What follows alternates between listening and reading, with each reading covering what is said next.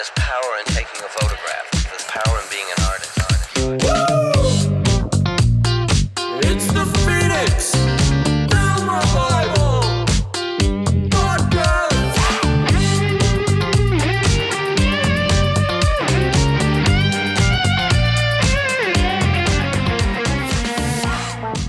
Welcome back to another episode of the Phoenix Film Revival Podcast. I am your host, Stacey Ionicone, and with me, my lovely co-host, That's me, Daniel. Daniel Ionicone. So today, we're going to do something a little different. We're going to do the history of PFR. Yeah. And get behind like what's coming up. So we have anniversaries that are happening, and that's sort of what spurred this.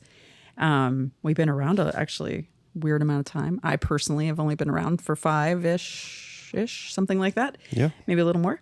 And the lab itself, in its current state, give or take 7 years, but in its inception time, when it actually officially was like a thing, like it was becoming a thing, was 9 years, right? Yeah. So July 1st is actually when this podcast is going out.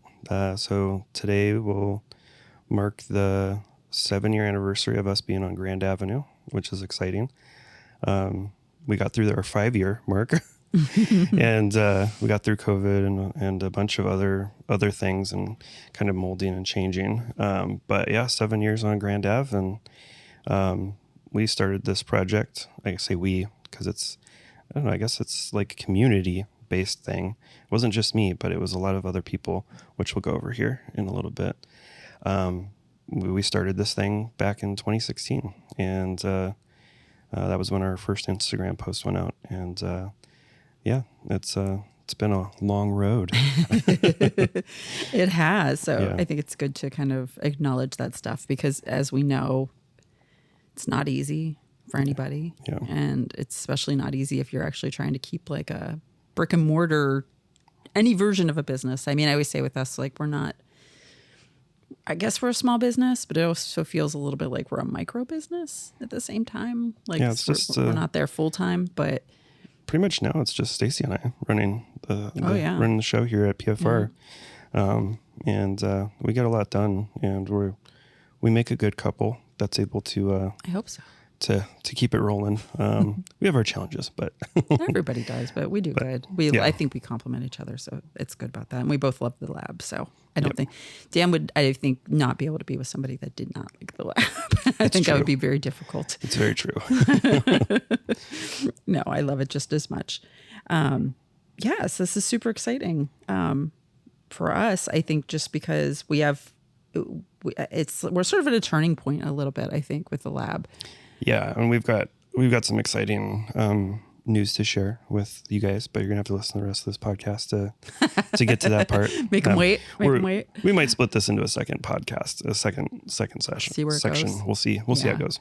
Yeah, But But it's sort of like PFR 2.0, and we have some really exciting stuff that we're gonna do, and I think a lot of people are going to be excited about. So it's kind of fun to sort of look back and see what it was, because there's going to be some changes where it's not quite what it used to be. So, where to go. I feel like we'll be getting back to some of the roots that we had. Original stuff, yeah. We had a lot of shows starting, and we had a lot of, it was very different back when we first started. So we're excited to move in this direction and kind of get back to a more connected to the community, rather than the focus mostly being on workshops to keep the doors open. So yeah, well, we still need those. Yeah, we definitely do. We definitely want to educate. As you said, they keep the doors open. yeah. That's really that's where the funds come to keep our space going. Yeah. So obviously, continue to educate the community, but also give more opportunities to the community as well. So yeah. So I guess let's go way back. When you were born. When I was born. My inception. Your inception. Where were you created? Oh, jeez. No, I was born and raised in Phoenix, actually. I was born in the house that my parents, that I grew up in, really. Along with my older brother. Dan was born in the same bed that he was created into, I bet. Yeah, probably. Anyways. My brother and sister were also born at home, and my little brother was born in the hospital. So So I've got 3 other siblings that I was the pudgy one. I liked to eat a lot when I was little. I still am a little pudgy, but you know. Did you take photos when you were a little kid? No, No? not when I was super little, but I think I kind of got into photography and the idea of communicating with photography in like my 5th grade. Actually, I guess it was before that. We took disposables on trips. I think my very first interaction with film photography was probably on a trip that I went to Catalina Island, and I took pictures of fish. We went snorkeling, and I was like struggling so much because I cannot. You can't swim. I can't swim, and the teachers didn't believe me, and I was like sinking. And it was very, very scary, but I was able to take a disposable camera that was like waterproof and take pictures underwater and anyways, that was probably my first time having a disposable camera with me on a trip. And then kind of moved into middle school. I had shot some disposable cameras, kind of made like I don't know what you would call that, like stop animation, but like with like scenes, like jumping out of a tree, like climbing a tree and then jumping out and falling on the ground. And it was kind of ridiculous, but, or like freeze frame, like jumping on the wall and pretending I'm Spider-Man. It's kind of ridiculous, but that was what we did back in middle school. And then just kind of took off with that after, my mom asked me to photograph my brother's graduation, and, it turned out horribly wrong. It was on film, or is it on digital? It was on film. Yeah. So this is, I don't even remember the year, but my brother was graduating from EVIT. So I think I was in 8th grade or something like that. And we were indoors, of course. And the photos came out terrible. My mom just handed me the camera. I was like, here you go. Take pictures. And they did not come out well because I didn't know how to use the camera. But plus indoors, just throwing you in. Even people that know what they're doing with film indoors can be a challenge. Oh, yeah. I was like, oh, thanks, Mom. She's like, here you go. You like cameras, right? The film like a 50 ASA. Yeah. My dad wasn't able to be there, so all the pictures came out really dark. I managed to shoot the roll. It actually shot pictures, but there was just no flash on it. Yeah. So, oh God, there wasn't even a flash.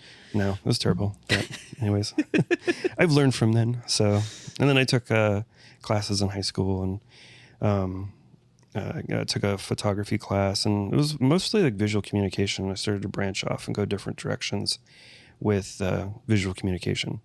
I wasn't sure if photography was quite it. It was very independent, and I just enjoyed being with other people. I really like video production. Yeah. I got into that in high school, and we ran a community, or was it a student television network? So it was basically like the morning announcements that came on at the beginning of 3rd period. Your school was fancy. Yeah, a little bit. I remember seeing that on TV, like, movies and stuff where they had like the video announcements, and I was like, what kind of schools are these? That was not a thing in Podunk. Yeah. I went to Arcadia High School, and we had the budget. It was amazing. And through my 4 years at Arcadia, we ended up going under renovation. Like, they ended up totally tearing up the campus and rebuilding the whole place, new auditorium and everything. It was really crazy, but we definitely did get an upgrade on our media communications class. But I wasn't. So my senior year, I was still in media communications because that was my favorite elective. I had 2 periods back to back of media communications, which was like video production stuff. And I was just like loving it. Yeah, I can see that. But anyways, I've been in it for a while, and I've just enjoyed the visual aspect, the ability to communicate visually. And I think it's always just because I've had challenges with my words, and being able to communicate verbally. And I think photography has just been just an amazing way to show things and express feeling and that sort of thing. So awesome. So how did it start going where you ended up getting pretty deep in the film world, where you're like, oh, this is a thing like that I'm actually interested in? And I would say my senior year, we took I took a film photography class, which was really enjoyable. I was ironically kind of bored of the film aspect of it. I really enjoyed all the other alt processes and all the technical aspects to the class. Wasn't really interested in the other photographers or, the camera. It was more so the idea of being able to capture an image, even with a little box camera that was made out of cardboard or whatnot. So we made pinhole cameras, and I was actually successful because I was so critical about all the holes being, no holes was perfect. The pinhole for the little opening was had to be critical, just perfect as well. Yeah. So I managed to get some really interesting shots, and that kind of was exciting for me. So I took off with that, and then I continued doing film photography on my own and doing portraits. Portraits were easy because it was just easy to stage a portrait and be like, hey, I want to take a picture of your face. Your face is different from this person's face and this person's face. And it was always, it was kind of the control aspect of being able to photograph that. And the control for me was important in that process. So I ended up getting a 4x5 Calumet 4x5 rail camera, which is just a fantastic 4x5 camera. If anybody's ever shot with that, it's amazing. Very cumbersome, but I started shooting paper negatives because that was what was affordable to me after I'd graduated. So that was exciting. Yeah, they still are. Yeah. I really like shooting on paper, honestly. I mean, it's more cumbersome, but if you have a 4x5 or you have holders and stuff like that, it's not so bad. But yeah, paper's kind of a cool way to go, especially with portraits is an interesting choice too, because you get some interesting, because you're missing that red scale. Yeah. That you get some weird darks where you don't expect them. Yeah, blemishes kind of pop out a bit more without that red. And it's pretty much just blue and green. And you have, recently I've learned that you have kind of some control with the blue and green on controlling your contrast. So I'm kind of curious if I were to utilize filters, if that would improve the results that I would get off of that. So I'm sure it might be something I'll experiment with in the future. But it's been a while since I've shot paper negatives, but I can see why you are into portraits 100% just because I know you so well. Yeah. Because you like that control part, the part that you said, that's 100% you. Yeah. Where you like to control every element of the lighting and the precision of it and the camera and the paper and the development part. And it's almost like the person's a secondary thing, but at the same time, it's gives you something to take a photo of because you're so focused on the other stuff, which is kind of interesting. Yeah. But yet you don't go to still lifes. You're not a still life guy. I think so. I've thought about that too. I was always thinking why don't I shoot still life work? And I think part of it is I just feel it's kind of empty. I mean, I feel these are objects, but I think there's something personal about shooting portraits and appreciating this and being able to share this photo with that person and say, hey, feel free to do whatever you want with this. And thank you for letting me take this picture of you. And I can't really do that to a bouquet of flowers, essentially. Yeah. Or a bell pepper, essentially. But I mean, I guess I never really went down that route, but I just like portraits. I think it's something that's really rewarding in the process. So yeah, I'd love to see you do more work on that every time. Dan doesn't share a lot of his work at all. Generally speaking, you're on Instagram as well, not just PFR. We post our separate personal stuff on our personal pages, but Dan's Darkroom _Dan or just Darkroom Dan? It's Darkroom _Dan. It's _Dan. Yeah. Darkroom _Dan. And even on there, you don't post a whole hell of a lot, but Dan has a lot of photos. Yeah. You need to get in there and start posting some of your old work, I think. Yeah. Because Dan does have some amazing portraits, especially these paper ones. Kind of amazing what you get with them and what you have gotten with them. Yeah. I've done quite a few pop-ups before we even had our own booth. Yep. I did pop-ups all over Phoenix. I mean, not all over Phoenix, but in front of the building that we're in currently on Grand Ave, before we even got a space there, down at the end of the street at, what do you call that? At Grand Ave, the apartments down there. I forgot the name of them. Oasis on Grand. Oh, the Oasis. Okay. They had a giant empty space, and they opened that up for First Fridays. And I went down there and set up a booth and shot some portraits, both digital and on the paper type. And I had a coworker who had really bad skin damage to just bad skin damage. You notice, I mean, he was a little kind of washed up. You'd think he came from Florida or something. No offense to any Floridians listening. Lack of sunscreen. Oh yeah, definitely. And you look at him, you're like, okay, cool. And then you look at the picture and you're like, wow, this came out crazy. Yeah. Because you can see all that damage. It's kind of like a tintype, essentially, where you have this different sort of look to it. So definitely a fun process, but yeah, I guess I'll have to bring that back. I did do some still life.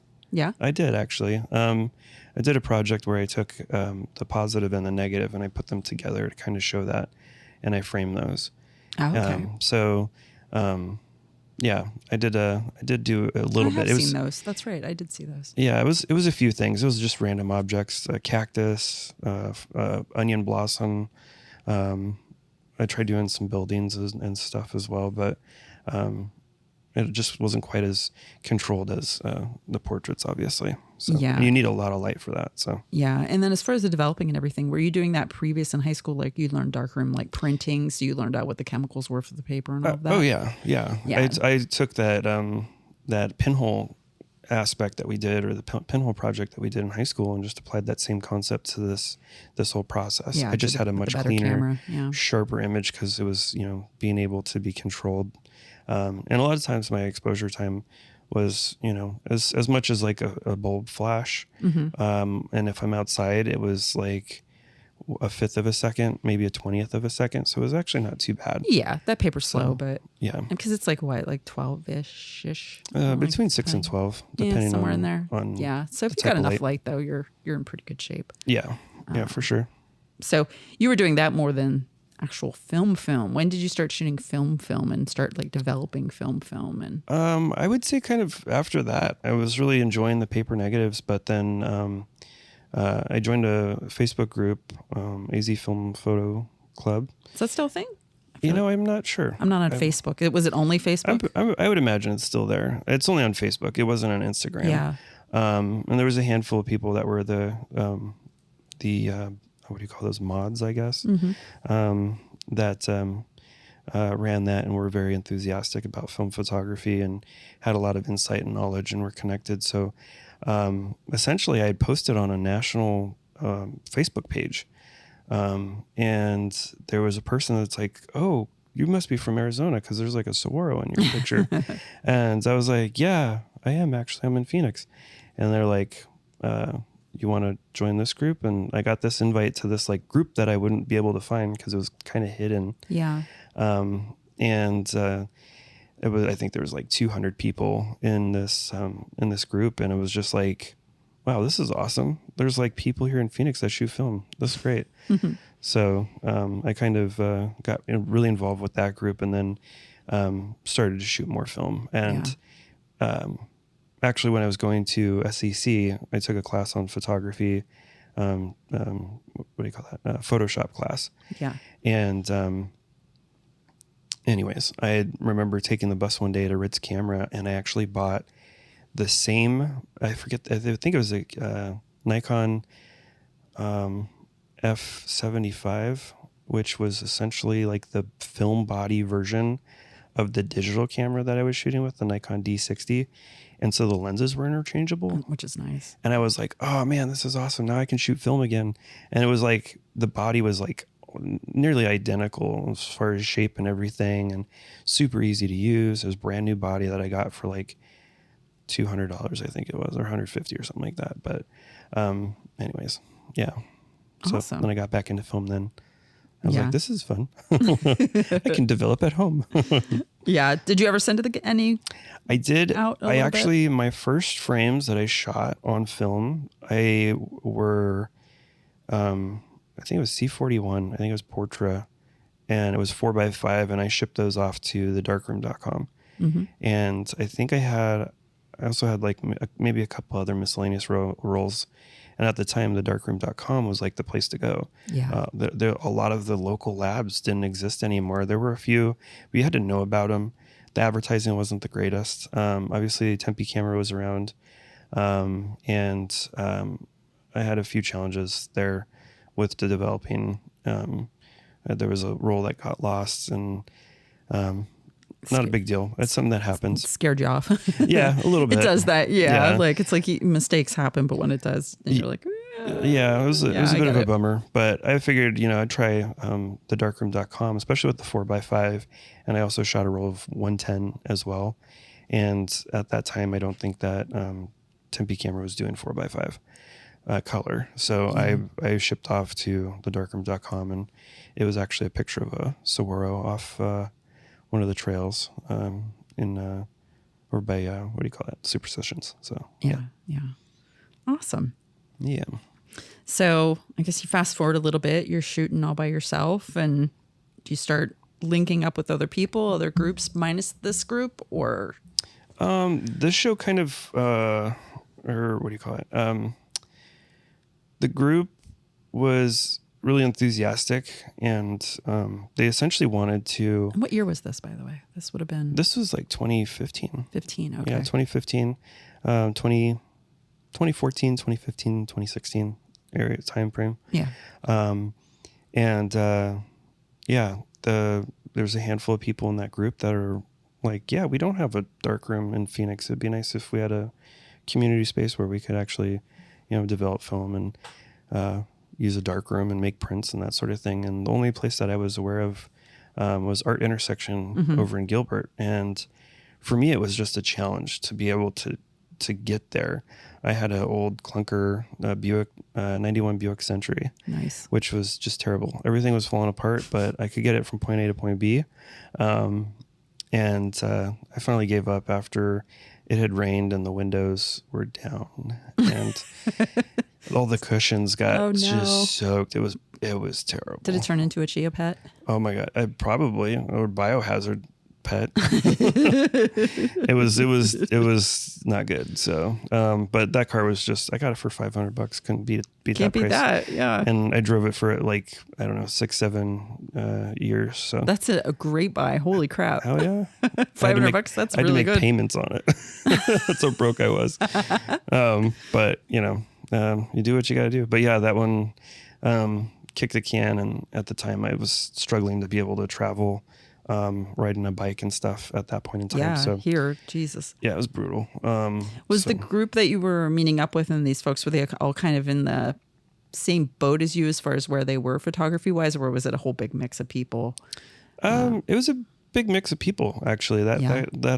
Facebook group was actually pretty diverse. We had some older guys in there, younger folks as well, and it was pretty diverse. And everybody was kind of doing their own thing and had their own advice and things that they can contribute. So Yeah. it was actually a really good group, and yeah, it was nice to be able to be a part of that and see all these different perspectives. I'm the type of person that just loves, I'm an autist in the sense of film photography. So everything that I can consume as far as information wise, it's just enjoyable to me. So Yeah. being able to connect with people and be like, what, this thing? Oh, Yeah, that's how that works? God, you love information. I don't know why, but it's just... You love it so much. Dan has like this crazy detailed, like scientific, dry as hell book about photography. Yeah. And it's huge and it has like amazing information. I'm not discounting it in any way, shape, or form, but it is the driest thing you'll ever see in your entire life. And Dan spent like so many hours like listening to it on audio, like tape, like just, I'm like, do you even understand half of it? I was recently flying back from visiting my family in Missouri, and instead of playing solitaire on my phone for like 2 hours, which is also strange, by the way. Is, like intently. I decided, I'll throw on this audiobook of, this 500-page super, super dry audiobook of Can't express how dry that is. Organic chemistry of photography. And it basically goes into all the aspects of like film, how it's made, all the compounds, what they do, how they react. So it's super, super deep, and it's primarily color photography. So, I just like to understand it better, and, but what better way to do that than to, listen to it on an audiobook and just absorb it all. It was right up your alley, 100%. I remember coming home, I told Stacy, I was like, I started listening to this book, and then I started going off about all the things that are in the book, and I was like, oh my God, I retained it. This is great. There was some good stuff in there. We had learned, I learned through you, because you're kind of digesting it and then giving it back out to me in little packets. But you gave me some really good information about graded papers and stuff like that. And now we know, we had a hint of a little surface of graded papers and their history and how they work and everything, but you got the super deep dive on it, and it was amazing. Yeah. And I was like, all right, this is kind of great. So I like to hear about what's in the book, but not I would never have enough. My brain just wouldn't be able to sit through reading that. My goal is going to be to translate that book in layman's terms. You should. What year is that from? Do you know when that was from? It's pretty old, right? It's not super old, I don't think. I would say the 80s. Because it's kind of like a collection of information that's been compiled over the years, and it was from somebody. I forget where they're from. It was Tokyo, I think is where the guy was from, but he went over Kodak and Fuji are kind of primarily referred to in the book, but it's a solid book, and some random person in a group that I was connected with told me, hey, this is on sale. It's usually a $300 book, but it's on sale for $10. So that's a good deal. Oh, heck yeah. So I snatched it up. So I've been sitting on this book for quite a while, but anyways, I digress. But no, it was good to see you in your, yeah, that's your favorite part. Yep. Dan's favorite part of photography is not taking the photos. I don't know what, I feel okay. Which is valid. I think we've met people, everybody has a very, very different reason that they do it. And that applies to digital just as much as film being a little different just because there is way more avenues you can go with it. Yeah. So it's not, I don't want to mistakenly make you think that I'm discounting you in any way, because I'm absolutely not. Yeah. It's just interesting because you're the only one that I know that's that part that you like. There's a little overlap with other folks as far as what they enjoy, but you're the only one that I know that is into that specifically, the science part of it. I can't help it. It's fine. Like I said, I think it's amazing actually, hon. And I think that's probably why you excel with guiding others, because you're not in it for you necessarily. A lot of folks are in it to kind of self-promote a little bit. Yeah, well, that makes There's sense. not a lot of that with you because you're not in it for that in the first place. Yeah, I just love sharing this knowledge because it's for me, it's just all of these people over this long period of time have come to collect all this information, this data, and the only way that it's really continued to pass down is by practice and by the interest and the curiosity that people have. And so, you get curious about this film camera that your grandpa gave you or you inherited from a family member or whoever. And, where's that curiosity go? And being able to have that support for people, I think is important, more so than anything else. So to some degree, I live a little vicariously through other film photographers, but it makes me happy. I feel like a proud dad. Yeah. When I see other people. You said that before. Yeah. You definitely give that impression. I'm you go.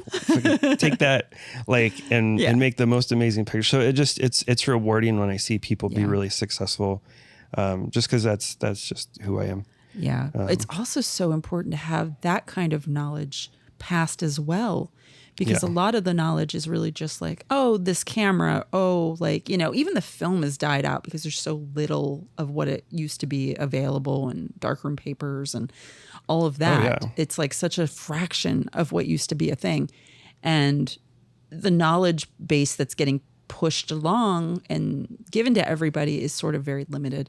Yeah. So it's nice to have some of that other stuff coming along with it. Like that's important too, these processes and, how it used to be and like why it used to be a different way and why we have what we have now is such an important context to all of this. So it's like, if you're really into film and you really want to like kind of deep dive and expand your practice and expand what you're learning, if you're missing the history part and you're missing like some of this other stuff, you're going to only have part of the picture and you're not going to be able to accelerate what you're doing as well because you're missing that. So Right. And I think the community is kind of, it's much more diverse than when I first got into just being interested in photography and film photography. We've got, a lot of kids who are interested in film and we're very, very embedded in it and were very curious, and they took their own leaps and bounds to like learn about this thing,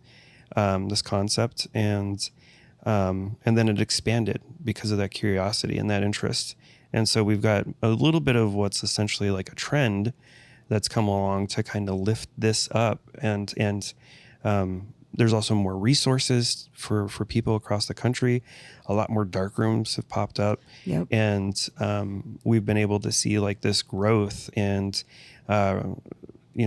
interest in film pick back up again. And even with manufacturers, like the Impossible Project, reviving Polaroid and then Polaroid buying it back, and Kodak, producing different films, and Cinestill and all these other companies, AGFA,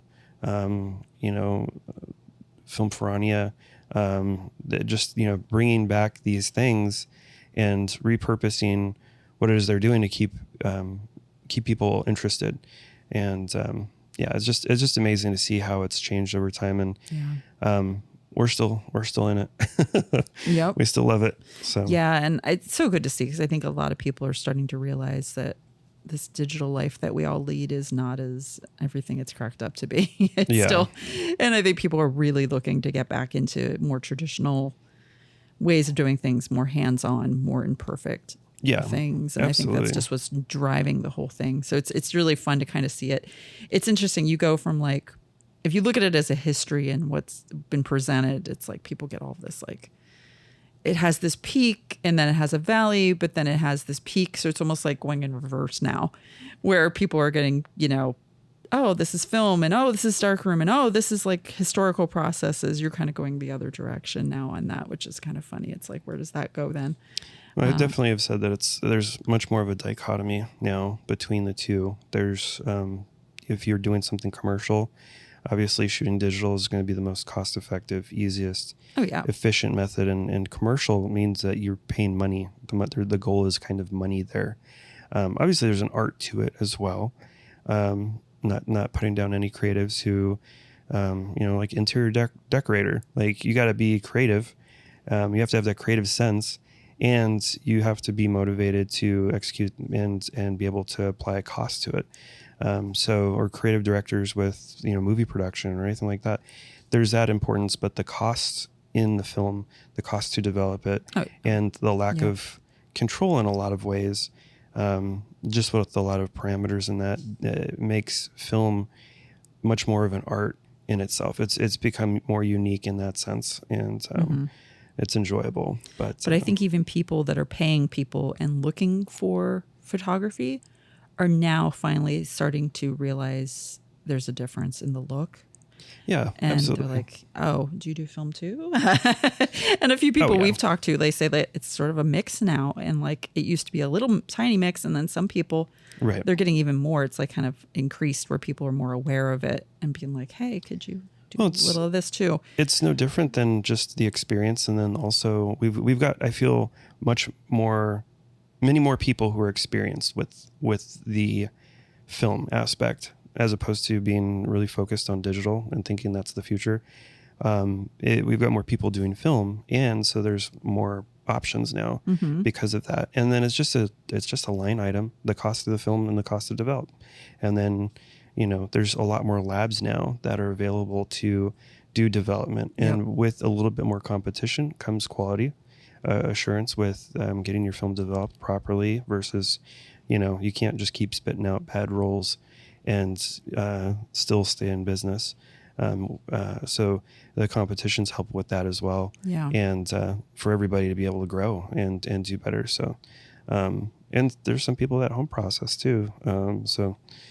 But I mean, we've learned through this, and getting back to the community, I think, when we started the Darkroom, it was not an easy task. Basically everybody put their trust in me, and what kind of prompted that, I wanted to gain the community's trust, was putting together a show and highlighting different photographers in the community, and getting their interest to participate, but also be able to show that, there's a film community here in Phoenix. Yeah. And so, I was pretty fortunate. I work with some amazing people at my day job, just phenomenal, photographers, artists, genuine all around kind people, and, who have been very supportive, and I've gleaned lots and lots of information from them over the years. And one of them, Brian Klein, amazing guy, connected me with Andrew Peelage. And Andrew had a gallery off of Roosevelt. Shout out, Andrew. Shout out to Andrew. And it's called the Drive-Through Gallery because it had 2 garage doors on both ends. Amazing. And I put together a show. We actually there was a holiday group show that I was in, and I put a lot of my own stuff in it. There was a handful of different artists that were showing in there. And I put up some of my paper negatives, and then I also had some old Polaroids that I pushed the chemicals through and created this interesting like purple and blue and pink colors. And I had Brian frame it up for me, a really bulky frame, cool looking thing. I don't know, it was something different. I didn't feel like it was me. I felt like it was, but it wasn't. Like normally I'd be like, I don't like it, but it was interesting. So, and of course that was the piece that sold at that holiday show. So then I was able to afford to rent out the space for a show that I wanted to have. Yeah. And it basically highlighted the film photographers in the community. And I made these ridiculous contraptions, basically wood panels with holes drilled in it with enlarger lenses glued into the panels. There was two lenses on each. There was 8 of these things, super heavy because I made them look industrial because, I like industrial look. And I highlighted 8 of the photographers that are part of that Facebook group, and had a diversity. I wanted to make sure it covered a good span of that group. So there were some younger guys, older guys, ladies, and it turned out really cool. I was surprised that I was able to pull that off. And Where'd you get all the lenses? Secrets. Secrets. I look back, I'm like, oh man, I just destroyed like so much money worth of lenses because I didn't know better.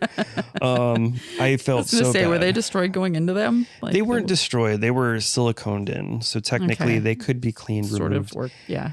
But the condition that they're in being placed into that, I'm sure was like just horrifying to anybody coming through that was like, oh my, that was like a $500 lens. God, you're like the guy that turns the cameras into lamps. It was terrible. It was terrible. I feel so bad. I feel so bad about it. But fortunately, we still have them, and I'm hoping that none of them have mold because I'd love to bring that show back. Yeah, you do still have them. They are. And Yeah. Danson's contraption, he's not even joking. Those things weigh like 50 pounds. Oh, yeah. They're insane. Plus, we had to put holes in the wall. I'm sorry, Andrew. Poor Andrew. We put so many, like these things were just weighed so much. And it turned out, it was a really fun show. And shout out to Eric Molinar he was in the show as well. He actually got some photos of it because I didn't think, oh yeah, maybe take some pictures of your show. Yeah. But Eric came through and got some really good photos with his camera, digital camera, and got people looking through them and photos of the pieces on the walls and all that sort of stuff. And without that, I wouldn't have any documentation that we had this show other than still having the contraptions. So, but that got the confidence of the community. That got everybody to rally behind me to kind of get this darkroom started, because I had this push, this willingness to represent other photographers, and really didn't put my name on that show. I just was like, this is a film community. I was excited because the photos that were behind the enlarger lenses were of the photographers. And then it was highlighting the people with a portrait, or not a portrait, but a photo that they provided and a little bio about them. So I was kind of removing myself from this whole thing and being able to showcase this cool contraption across all of these photographers. And it was just amazing. And I was very manic at the time. Surprise. So my Mania got it done. So thank you, Mania, for getting that together. But we started a we started a GoFundMe, and we're searching for finding a place. It was a big challenge. We had a meeting at the drive-through gallery, ironically in the dark, and a handful of people came to that to kind of go, how do we do this? Like, as a community, what do we do in order to, take the next step to get a place? And I was like, I don't know what I do. I know I need a trade name and maybe like an LLC. But at that point in time, I was like, well, I need money first, and I need to figure out how to do this. And one of the things a friend said was, you need a space, like you need a physical space. You need to be on the map somewhere. And I poo-pooed that for a while until I was like, there's only so much I can do on a social media page to gain enthusiasm with the community, and without being part of other groups to kind of be hosted somewhere, it was becoming more challenging. Yeah. Anyways, we had a GoFundMe. I collected some money, rented a storage unit because I thought that would be smart, and started collecting all sorts of donations and shoving all this busted ass equipment into this tiny. Everybody that gave you all their broken stuff. Yeah, basically. Here, you take it. All this stuff into a space, and then I got to the point where I just couldn't afford to keep the storage unit anymore, and so I ended up putting all that stuff on my parents' back porch, and you wouldn't notice the difference because my parents are hoarders, so it just kind of blended right in with everything else.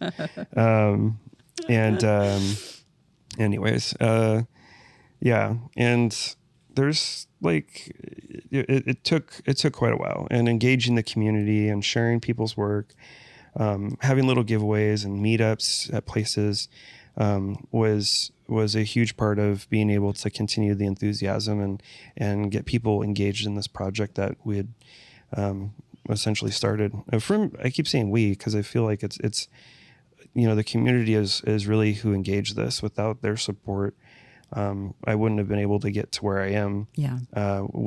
With the lab, or where I got to before we connected. You spent between the time that say the drive-through gallery thing happened and the inception, that was about 2 years between actually getting a space. I would say, well, I can't remember the exact date for the drive-through gallery show. I know it was in February. It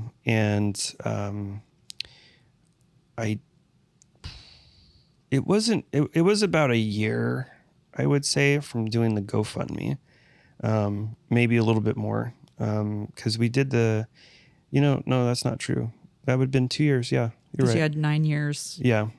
Give or take. So essentially we started we made I made all the of this, Instagram account. Getting the equipment, starting to do fundraising. It took 2 solid years. Yeah. Like a 2-year deal where you were just focused on it and be like, I'm going to get this done. Plus having your full-time job. So, I mean, you can't focus. And no car. And no car. Yeah. You can only focus so much on that. But yeah, getting it done and then having the storage unit for part of it. Yeah. And then about a year and a half in, I was starting to lose steam, and I was just really bummed because I was at a point where I didn't know what to do. I'd been looking for places to rent, and it was just too expensive for myself. And I looked at it as like I needed to be the one responsible for this. It was hard for me to guarantee anybody would be able to support us. But fortunately, Jeff had connected, Jeff Slim, who's our studio mate currently, who's just an amazing guy. He is actually friends with Ben Peck, and Ben Peck is who actually connected me with that Facebook group. Yeah. Ben's amazing, really awesome guy. I had him help me with the photo project once, and he was like, he would do all the things that I didn't, before I even thought to ask him to do a thing, he was already doing it. Perfect. So Yeah. it was just amazing. He was like loading the next roll on the camera for the other camera. He was like moving the light. He was already like ready to do the next thing. So shout out to Ben. He actually connected us with Brass Monkey, which is off of McDowell, which was down the street from Palabras, which Jeff and his partner were like running. And I was like, cool, we'll be down the street from Palabras. And I sort of knew Jeff, didn't know him a whole lot. But I reached out to Brass Monkey and was like, hey, can we like, I heard you have a space in the back. Can we like rent What was that from Brass you? Monkey? It's a bicycle shop. Oh, Yeah. okay. And I don't recall if they're still down there on McDowell. It's been a while since I've cruised through, but yeah, I heard they had a dark room in their back room, and I was really? like, can I rent that from you? Like for like, I was like, I don't know where to start, and I don't know if it may have been that I just didn't go about it the right way, or I was too enthusiastic about it. Yeah. But it didn't grow off of that. I sent an email, but I didn't really want to push it and be like. Did they actually have a dark room in the back? Or was this like some he weird? said that there was a room back there and it had a sink and it looked like a dark room. And It might have already been one in the past. yeah, previously I'm sure it was like a getcha. Photoshop there probably. Yeah. Okay. But it was buried with stuff and he didn't Yeah. have a chance to show me and all that jazz. So Yeah. that I was like kind of bummed. He's And busy. then- He's busy doing bike stuff. yeah. He's like, dark room. What? But Ben Peck was good friends with Jeff at the time, and was I think they did a photo project together, and so Ben connected us with Jeff, and then Jeff actually was Palabras had Palabras wasn't down there on McDowell at that point in time, from what I recall. They were actually in the La Melgosa building up front. And so we were doing pop-ups with the Facebook photo group out front. And I remember we sold prints. We were trying to sell prints. We didn't sell any prints. We had a whole booth set up. It was beautiful, just beautiful. It's hard to sell prints. It really is. It really is. And we did it for like a First Friday type thing. And the only thing that was making money was portraits that I was snapping for $5 a piece. Yeah, it was brutal. But people love photos of themselves. Oh, absolutely. That'll sell.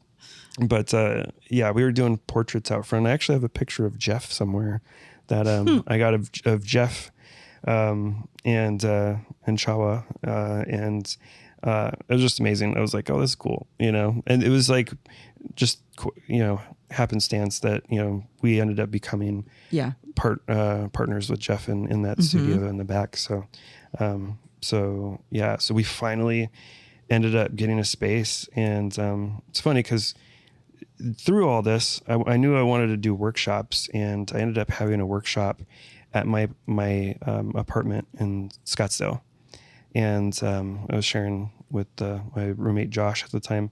I had put a post up on the Instagram account. It was like $5 for this workshop on how to develop black and white film. Because It's a bargain. Being modest, And what ended up happening was a bunch of old dudes came in and just kind of like schooled me on this, and It's kinda great. So it was kind of funny. There was a bunch of old dudes in my kitchen, and then Ryan Casillas. Nice. I've got a picture of him in my kitchen, hanging the film from the vent in the kitchen. Did Ryan show up late? No, well, maybe. I love you, Ryan. Love you, Ryan. No, he. I think he was there on time. I don't recall. But Ryan showed up. He was like one of the only other guys that was like younger that was there. And of course, I'm learning from all these old guys that are talking to me about film photography and showing me the ropes on stuff. And I'm over here trying to share this information. So it was exciting. And I learned from another guy named Dan, about he showed me some photos on his phone, and it was astrophotography that he had done. And he was like, yeah, there's a thing you do what's called gassing, where you bake and pressurize your film in order to improve upon the ISO sensitivity and basically preventing noise or grain from appearing in color film when doing astrophotography. What? Yeah. So I was just like, what? So he was showing me this thing, and I was just like, oh, that's cool. I want to know more. So I went down a little bit of a rabbit hole and Start getting you re-excited, probably. I'm sure. Oh yeah. So it's just like, I don't know. It was So Jeff had, because the studio we're in, if anyone's been to PFR, it's a large studio, but it's split in half, and there's a wall between the two sides. Yeah. So Jeff was in there with a previous artist, correct? And then they had moved out. Yeah. So there was another guy named Daniel. A lot of dance. I'm pretty sure it was Daniel. Oh shoot, I don't remember his last Funkhauser? name. Yes. Yeah. Yeah, Daniel Funkhauser. Is he still here in Phoenix? I think he is. Yeah. I've seen his name pop up a few places. He's a mixed media artist. Yeah. Ironically, I've never really pursued looking at his stuff, but I've seen him in a few things. Mm-hmm. I was like, who's this guy that we're taking over his space? I'm curious who he is. It has to be a painter because of all the paint on the floor. Partly that. I was like, there's stuff all over the floor. Our space was when he moved out, it was like crazy with the ground. It was really cool. We had snapped a photo and posted that to our Instagram, just because it was like all this different color and stuff on the concrete flooring. And that was like 7 years ago when you signed that lease, and that would have been our anniversary, which is kind of coincides with when we're putting this podcast out, right? Yeah, July 1st. July 1st, 7 year. Yep, Lucky 7 number years. 7. So it was rewarding to finally get in there.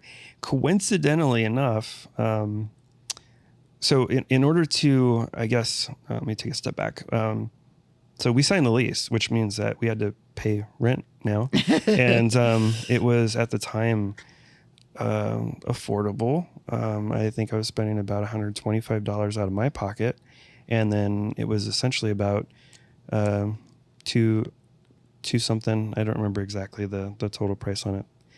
But anyways, Stephanie Crouch, I had posted on Facebook. I was like, hey guys, we finally have a space opportunity. If anybody's interested in helping, I can't do this on my own. I need somebody to help support on this. Yeah. And so Stephanie Crouch ended up reaching out and being like, hey, I'm game. I can do this. Awesome. And she had been working with grants and grant writing and angel investor type situation stuff. And she's like, yeah, I'll sign the lease with you. And so I didn't have to stress too much about the other half of rent. But anywho's, so I was like, holy crap, we have a space. I'm now renting a space, commercial space on Grand Ave. We have a location, and was that terrifying? Because you're like, okay, now I really got to figure this out because of the money thing. Like, I'm actually putting money has to come out every month. It was concerning, but at the same time, I felt like the enthusiasm is still starting to build. Yeah. The interest, the hype, all of that was starting to build because it was obviously, it was affordable for me at that point in time. I could afford that extra little chunk of money and not sweat it. Obviously, I could have spent it on other things, that sort of stuff. But it was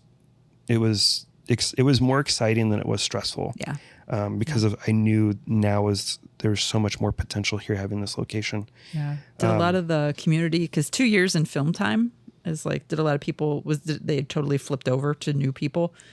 We had a lot. There was a lot of people that started kind of just getting involved in this, and more and more people were getting connected. My goal with the with our Instagram was to get more and more people connected with other film photographers. It wasn't about PFR. It was about other photographers connecting with other photographers. Yeah. That was the goal, and that was and has always been the goal with this, because that's what continues that interest and that enthusiasm, that connection, and that sharing of knowledge. So it was exciting. And then July 3rd, 2 days after or 3 days after we had signed the lease and got the papers and everything, along comes another Facebook post, and it's a dark room, and Linda Ingram, who was renting off of Jackson Street next to the ballpark. She does some great work. She's fantastic. She moved. Where's she at now? She's in New Mexico. I New think. Mexico. That's right. Very much a Phoenix staple. She's been involved with the community. She's a bit older than the Target Film Photography Group that is really involved now, but she's got a lot of experience and a lot of connections and a lot of just an amazing space that she was in off of Jackson. I was like, oh man, I would love to be here, but not the way it's so hot here. Just a beautiful studio over there. But she's getting rid of her darkroom, and she's like, I need to sell this sink. There was actually 2 sinks. And then the table, the light table that we have, there was some boxes for like storage. They were actually Hallmark drawers, like at a Hallmark store that we acquired as well. And in the middle of summer, where I reached out to her, I was like, I will come down today and look at what it is you have and make a decision on whether we can buy it or not. And fortunately, it was like just affordable enough. Like it was like, it wasn't anything astronomical that I would be concerned. Like obviously we can't touch it, but we got our table at a really good deal. We got our sink at a real good deal. Just so amazing. That sink is such a luxury because of how big it is. If anyone doesn't know how big our sink is, it's like, what is that? 40 by 80. 40 by 80. Yeah. So we have this giant sink, and honestly, our light table ain't much to scoff at either. Oh yeah, it's massive too. You can get by with a small light table, but having that large sink is such a great thing, especially in an environment where you're trying to do workshops. Yeah. Because you literally need the space, and it's to say a luxury is beyond. I mean, it really truly is a luxury in a darkroom to have something like that, and your ability to do things. Yeah. So crazy that was 2 days after you finally got the space, after 2 years of build up to all this. Oh yeah. And then that's like such an essential piece because there's no sink on that side. Yeah. There's no freaking sink on that side of the building. Right. We weren't even thinking about what it is that we need in the space. And I was like, I guess we need equipment in here, huh? So we had some larger stuff and a few things here and there, and God, was it a nightmare to get that stuff out of her studio. It was the swamp cooler was broken. Oh no. There was no circulating air. It was the middle of July, or it was the beginning of July. So it was extremely, extremely hot. And it was the most miserable thing in that room. For whatever reason, that room that she had this larger studio. Like I think it's like something. It was so magical. I wish I think I had some pictures of it, but I don't think I have them anymore. Just an amazing space, huge, very open. There was large windows on the one end. Her dark room was actually an isolated room in itself, but it was like a furnace in there. Yeah. So not only was it super hot, it was so, you would just, as soon as you step in, you just start sweating like profusely. Yeah. And you sweat even on a cold day. Oh yeah. And I mean, it was trouble. And I was like, you know what? Sold. I'll figure it out. Yeah. I told Linda, I'm like, I'm game, like sold, when I got to see the pieces. And then I was like, crap, I got to kiss some ass and see if I can find somebody to help move this stuff. So then I connected with some folks in the community. I was like, you guys, like, we have this equipment now. I need somebody to commit to coming and picking this up. Does anybody have a truck? And so at the time, I was really good friends with Danny De La Cruz. He's an awesome guy. He was part of the inspiration in getting the space started on Grand Ave as well. Really low key dude. He's the guy who I learned how to do color film photography from. He reached out to his buddy and they got a truck and helped with moving stuff. And then Ben Thrasher and Jose Romero were also like, bless them. I thank them so much for being able to help me get this equipment back over to PFR. They disassembled like the light table in 2 parts. We had to pull the glass off. We had to pull all the parts that would fall off. We had to load that into a truck, and then get that over to PFR, which wasn't that far. So it wasn't anything crazy. It was just relatively down the street, a couple miles. But then we also had the sink and all the other equipment and everything. It was a mad dash to get it over from one spot to the other. And when we showed up to go get the equipment, we realized, each one of us need like 2 gallons of water, because this is we're going to purge from our pores while we're in there. I was sweating more than them just watching them work. I was like, thank you guys. It Ben's wouldn't amazing. have happened. Ben helped me move before. Like, yeah, he did. Years back. Ben was totally helped me. Ben, you're like a little trooper, man. Yeah, thanks, like, Ben. Yeah, seriously. Most people are like, not, I mean, of course I paid Ben, but most people are like, help you move, huh? Yeah. Like, yeah, I didn't have money to pay these guys, unfortunately, but they've been huge. Lab time. Pretty much, yeah. I was like, you guys want anything, I'll absolutely help you. But they could see that this was a really good thing for the community, and they wanted to support it. So I appreciate them. It's good to have help. Oh, definitely. Yeah. So it was a crazy dash to get things started on Grand Ave, and all the business aspect behind it too. Is like, you don't realize, like, okay, well, you got to pay taxes. You have to set up some sort of LLC or private, what do you call it? Partnership or whatever thing. Anyways, you have all the business stuff that you got to start doing. And so it took some time to get all that stuff sorted out as well, and make sure I was able to write off and do the taxes right. And I didn't understand any of that. I had to reach out to Carissa and ask, hey, how do you do an LLC? Like, what does that entail? Because I knew a little bit. I was like, do we have to publish an article that has to be read in a newspaper? And at the time, they had changed the rules, and so you didn't have to do that anymore. Yeah. But I was like, wait, don't I have to pay like a lawyer $600 to do this? And no, you don't. No. You just put your address and the basic stuff on there, and it's just making sure that you're a partner and that sort of thing. You just have to get good at reading government websites. Yeah. That's really don't take our legal advice, but I think I spent $60 on our LLC. It wasn't that hard to do. And I filled it out the best that I could, and everything there seems okay. So, you did good. I've looked at it since. Yeah, Dan did good. CC deals with contracts, so you did fine. So I work with people that have, like, I don't want to say legitimate business. Absolutely not the right word. Bigger businesses that make money. Kind of. Yeah. And trust me, there's a lot of people out there, and they're using like what's that online one now that you can Rocket, whatever. Rocket LLC or something like lawyer. Yeah, like people are using those and stuff. So yeah.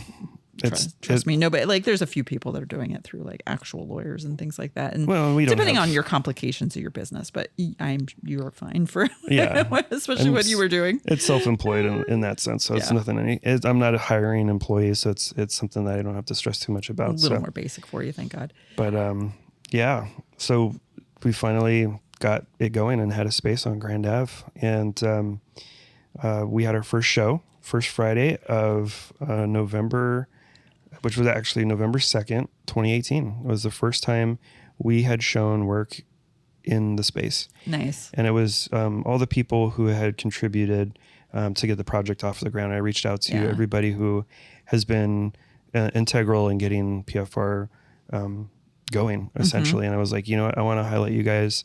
That's the least I can do. And it was really fun. We had a lot of people come out for that. We kept it up for Grand Ave Fest, and then obviously Third Friday as well. And we had a really good turnout, and a lot of people were like, oh, this is a cool space.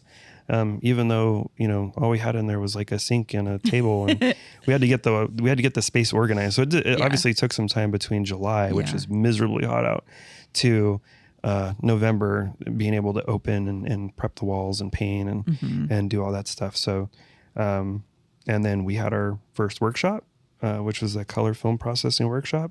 And I feel like color film processing was one of those things that was the perfect workshop to kind of host in this space, because it's taking that next step. If you're already interested in film, you can pick up a camera, you can shoot, you can essentially get an image, but knowing that you'd be able to come into a space and learn how to take more control of over your work essentially. Yeah.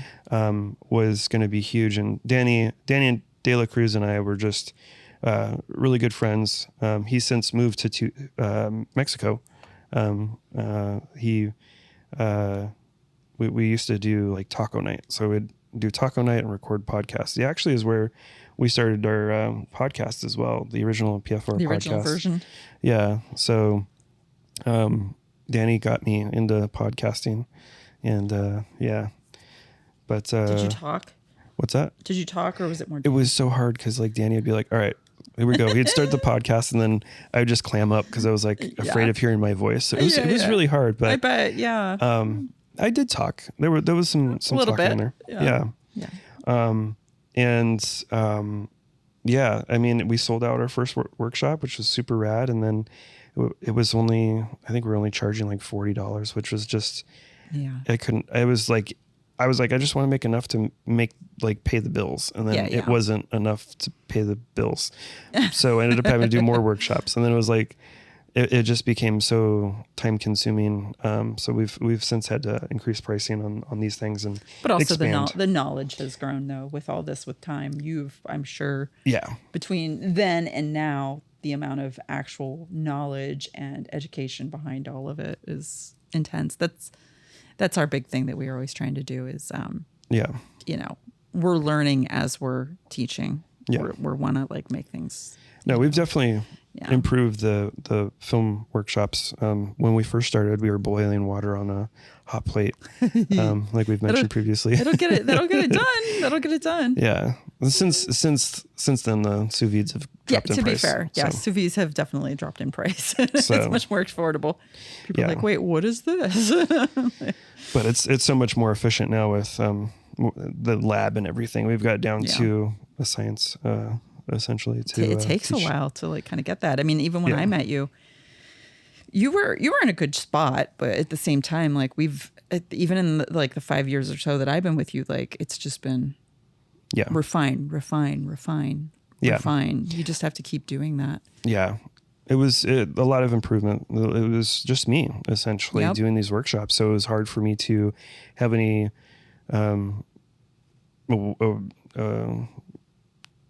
to be aware of, where I was lacking and where I needed to improve. So, I could only kind of do so much, and you've been a huge help in just improving the space and, us, getting things scheduled properly. And I think at one point I was doing 4 workshops a day, and I was doing them back to back to back. So there was no overlap. You didn't even put break in. Yeah, Yeah, like that it took was- a while to convince Dan that you need like a little window of time in between each one just Yeah. to like, I don't know, put some food in your mouth and and go to bathroom. So it was back to back to 4. back because Oh my God, that's like literally all day. Yeah, it was all day. And I remember the first workshop that I did, or first couple workshops that I did, that my feet hurt so bad bet. because I was standing there for like all day and then talking. I had no voice. Being able to stand and talk for that period of time after not doing that prior was just insane. But it kept growing. We started expanding and doing more stuff.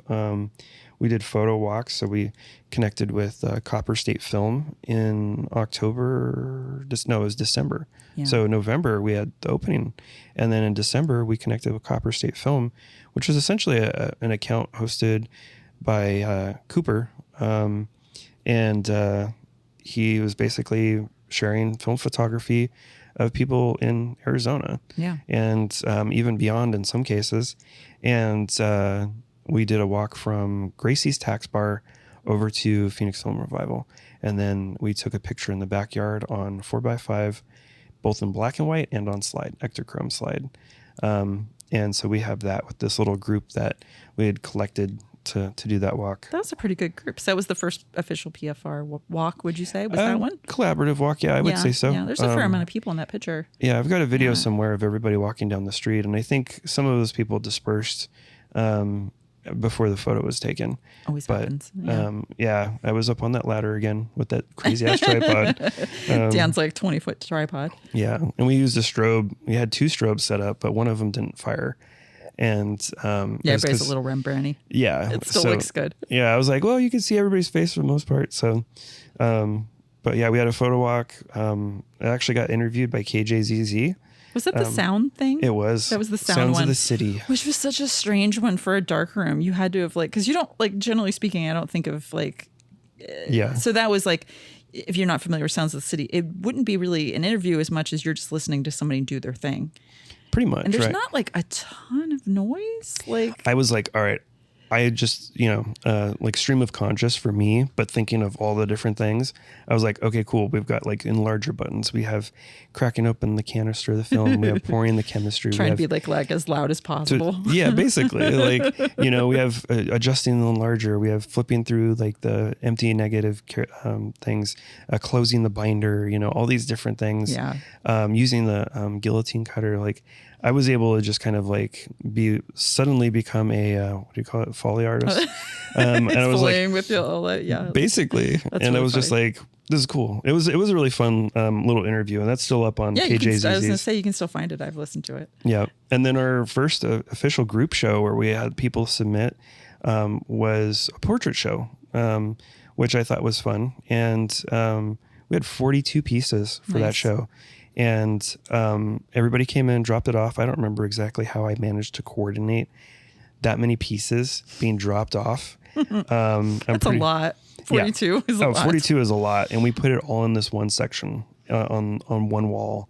And I had to hang that entire show in the day that the show opened because of timing and logistics. It was like everything was last minute because everything's always last minute, or at least it was previously.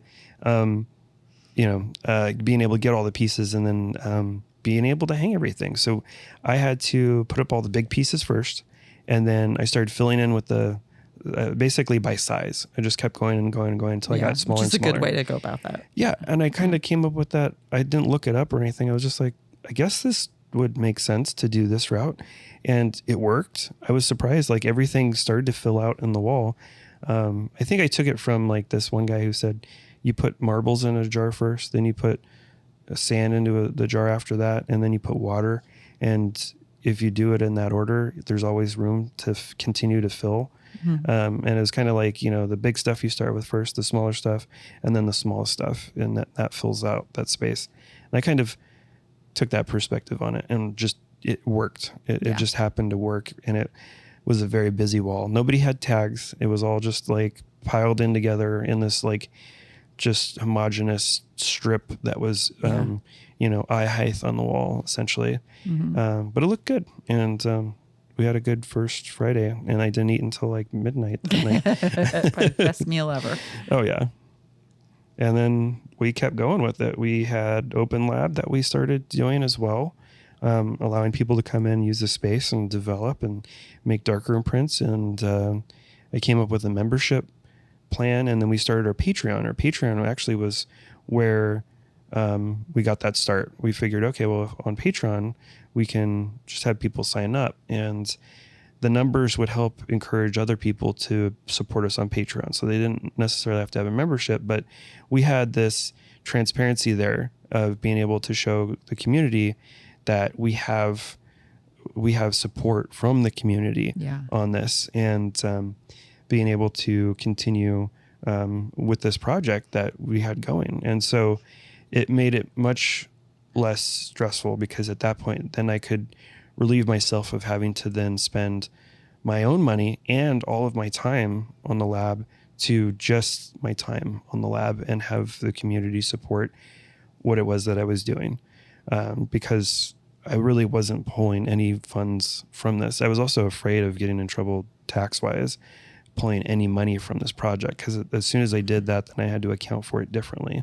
Yeah. And in the first several years, it was just like, okay, you're going to take a loss, so just build that up until you get to a spot where you have a true foundation, and you have that support from the community to keep going.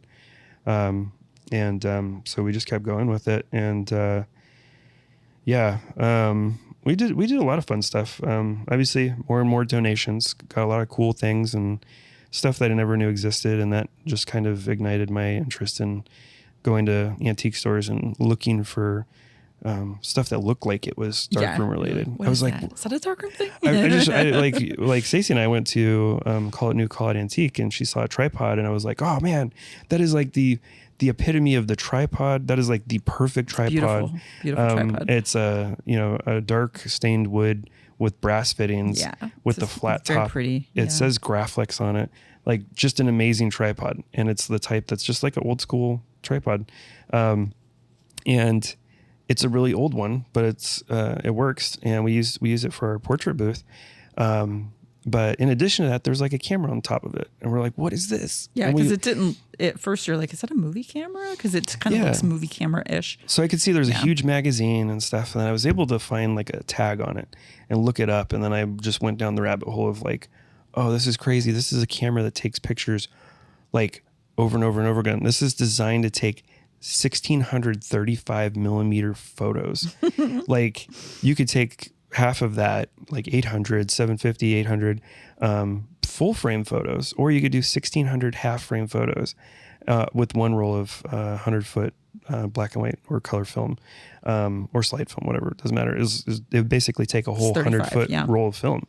And I was like, this is just... Which we coincidentally had because not too long before that, we had a school donation.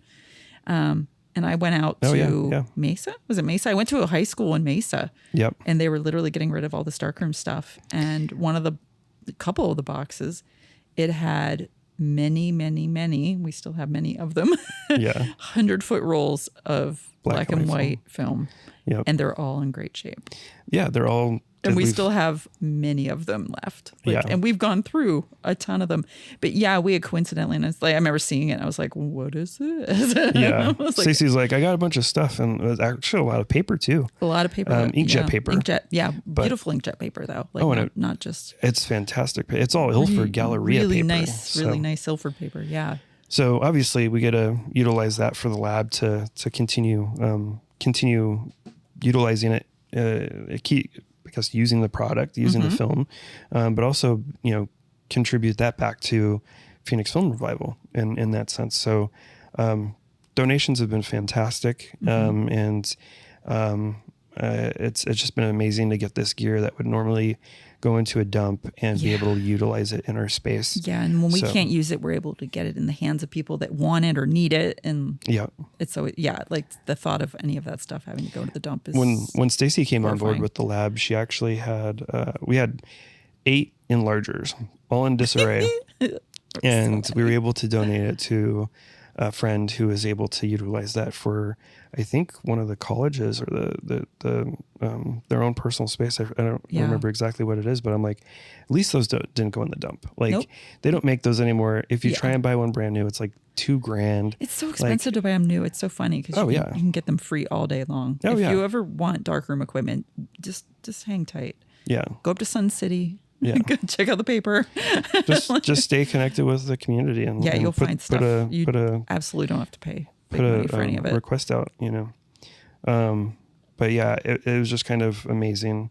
But we kept going with everything. We did a podcast for a while with Danny De La Cruz, and he's a fun guy. He's very into cooking. I wish I got to meet Danny. I hear stories about Danny. We have some of his work actually here at the house. He's a really chill dude and very transparent, and he means well with everyone. He did a banana project, so we had a show for him at the lab, and it was all like decaying banana over like photo after photo after photo of the banana decaying, essentially. Love it. We have some of his decaying fruit. I think we have we have one of the decaying bananas here, and then we have a pineapple one at the lab. Yeah. He did a lot of fruit ones. I love them, actually. They're amazing. Yeah. Yeah. Yeah. We did a analog video night with Gabe, aka Pocket Port. I missed that, and because that was a little bit before me. I really want to bring that back. I think so too. I told Gabe, I was like, dude, we got to do another one of these, but part of the challenge is the O-rings and the basically the being able to use the machine and also yeah. running that film through without it getting destroyed is Yeah. a you don't wanna delicate miss it. process. We have So to do some sort of like maybe a slide. We were talking about doing slip and a slide. slip and slide. Yeah. Yeah. So everybody can do like, bring in slides and then make a little story with the slides. I'm super excited about that because I've been slowly collecting slides through the years. I have like a hell of a weird collection of them at this point. Yeah. I think we can contribute to that soon. I think that'll be a fun one for the fall that we end up doing. We kept doing merch, or actually we started doing merch and made a t-shirt. We're like, you know what? I'll get some t-shirts made. So I connected with Jeff and one of his friends over at Team Green Duo and got some shirts made through them to kind of get things going for us and just repping PFR. We waited quite a while for that. That wasn't like the first thing we did. It was you're very right. late in the time frame. Yeah. But we ended up shifting back over to focusing all on PFR, and then COVID came along. And Just as you were finally getting your traction, and this I is know. like how many years you're in at this point invested when COVID happened. You're like 4-ish years. 2016 to 2020 Yeah. is kind of 2020 Yep, is so when 4-ish COVID years. kind of hit.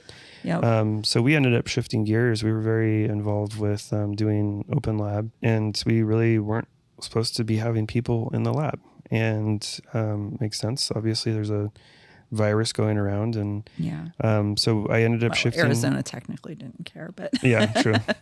But I mean, you didn't want to make anybody sick. the same with all the people who were coming in. We ended up shifting to, I would just process film for people. They'd pick it up for me, and then I would made sure that everybody got a scanner. And or my old roommate, Aaron, helped with that, and he had got some scanners from work. So I kind of shared those with the members who we had, the core members, and allowed them to continue doing film and being able to support the lab at the same time. So we were doing this thing. It was like $60 a month, and you get 8 rolls developed and or more, and you just had to scan it yourself, sort of thing. So it helped keep the lab going, keep the space going. And then I started opening up to developing for people in the community and just, developing more film. And Ryan jumped on board with that. He was very helpful. And we'd spend nights in the lab just developing tons and tons and tons of film. Yeah. But then it was just like all the time scanning on a flatbed scanner to just kind of keep things going. So it's just chasing my tail, or chasing our tail. Yeah, just to keep it going. Plus your day job. Yeah, plus my day job. So With no car. I didn't have a personal life at that point because it was just, You lived I would in come Mesa home. at the time. Yeah. Far Mesa, not even closer to here Mesa. Yeah. I would just come home, and that was what I had to do in order to keep the space Just going. to keep it going, pay the rent. Yeah. We couldn't do shows. We couldn't do, that sort of stuff. We had some amazing shows prior to that. We had Isaiah Romero. Yeah, he had a show.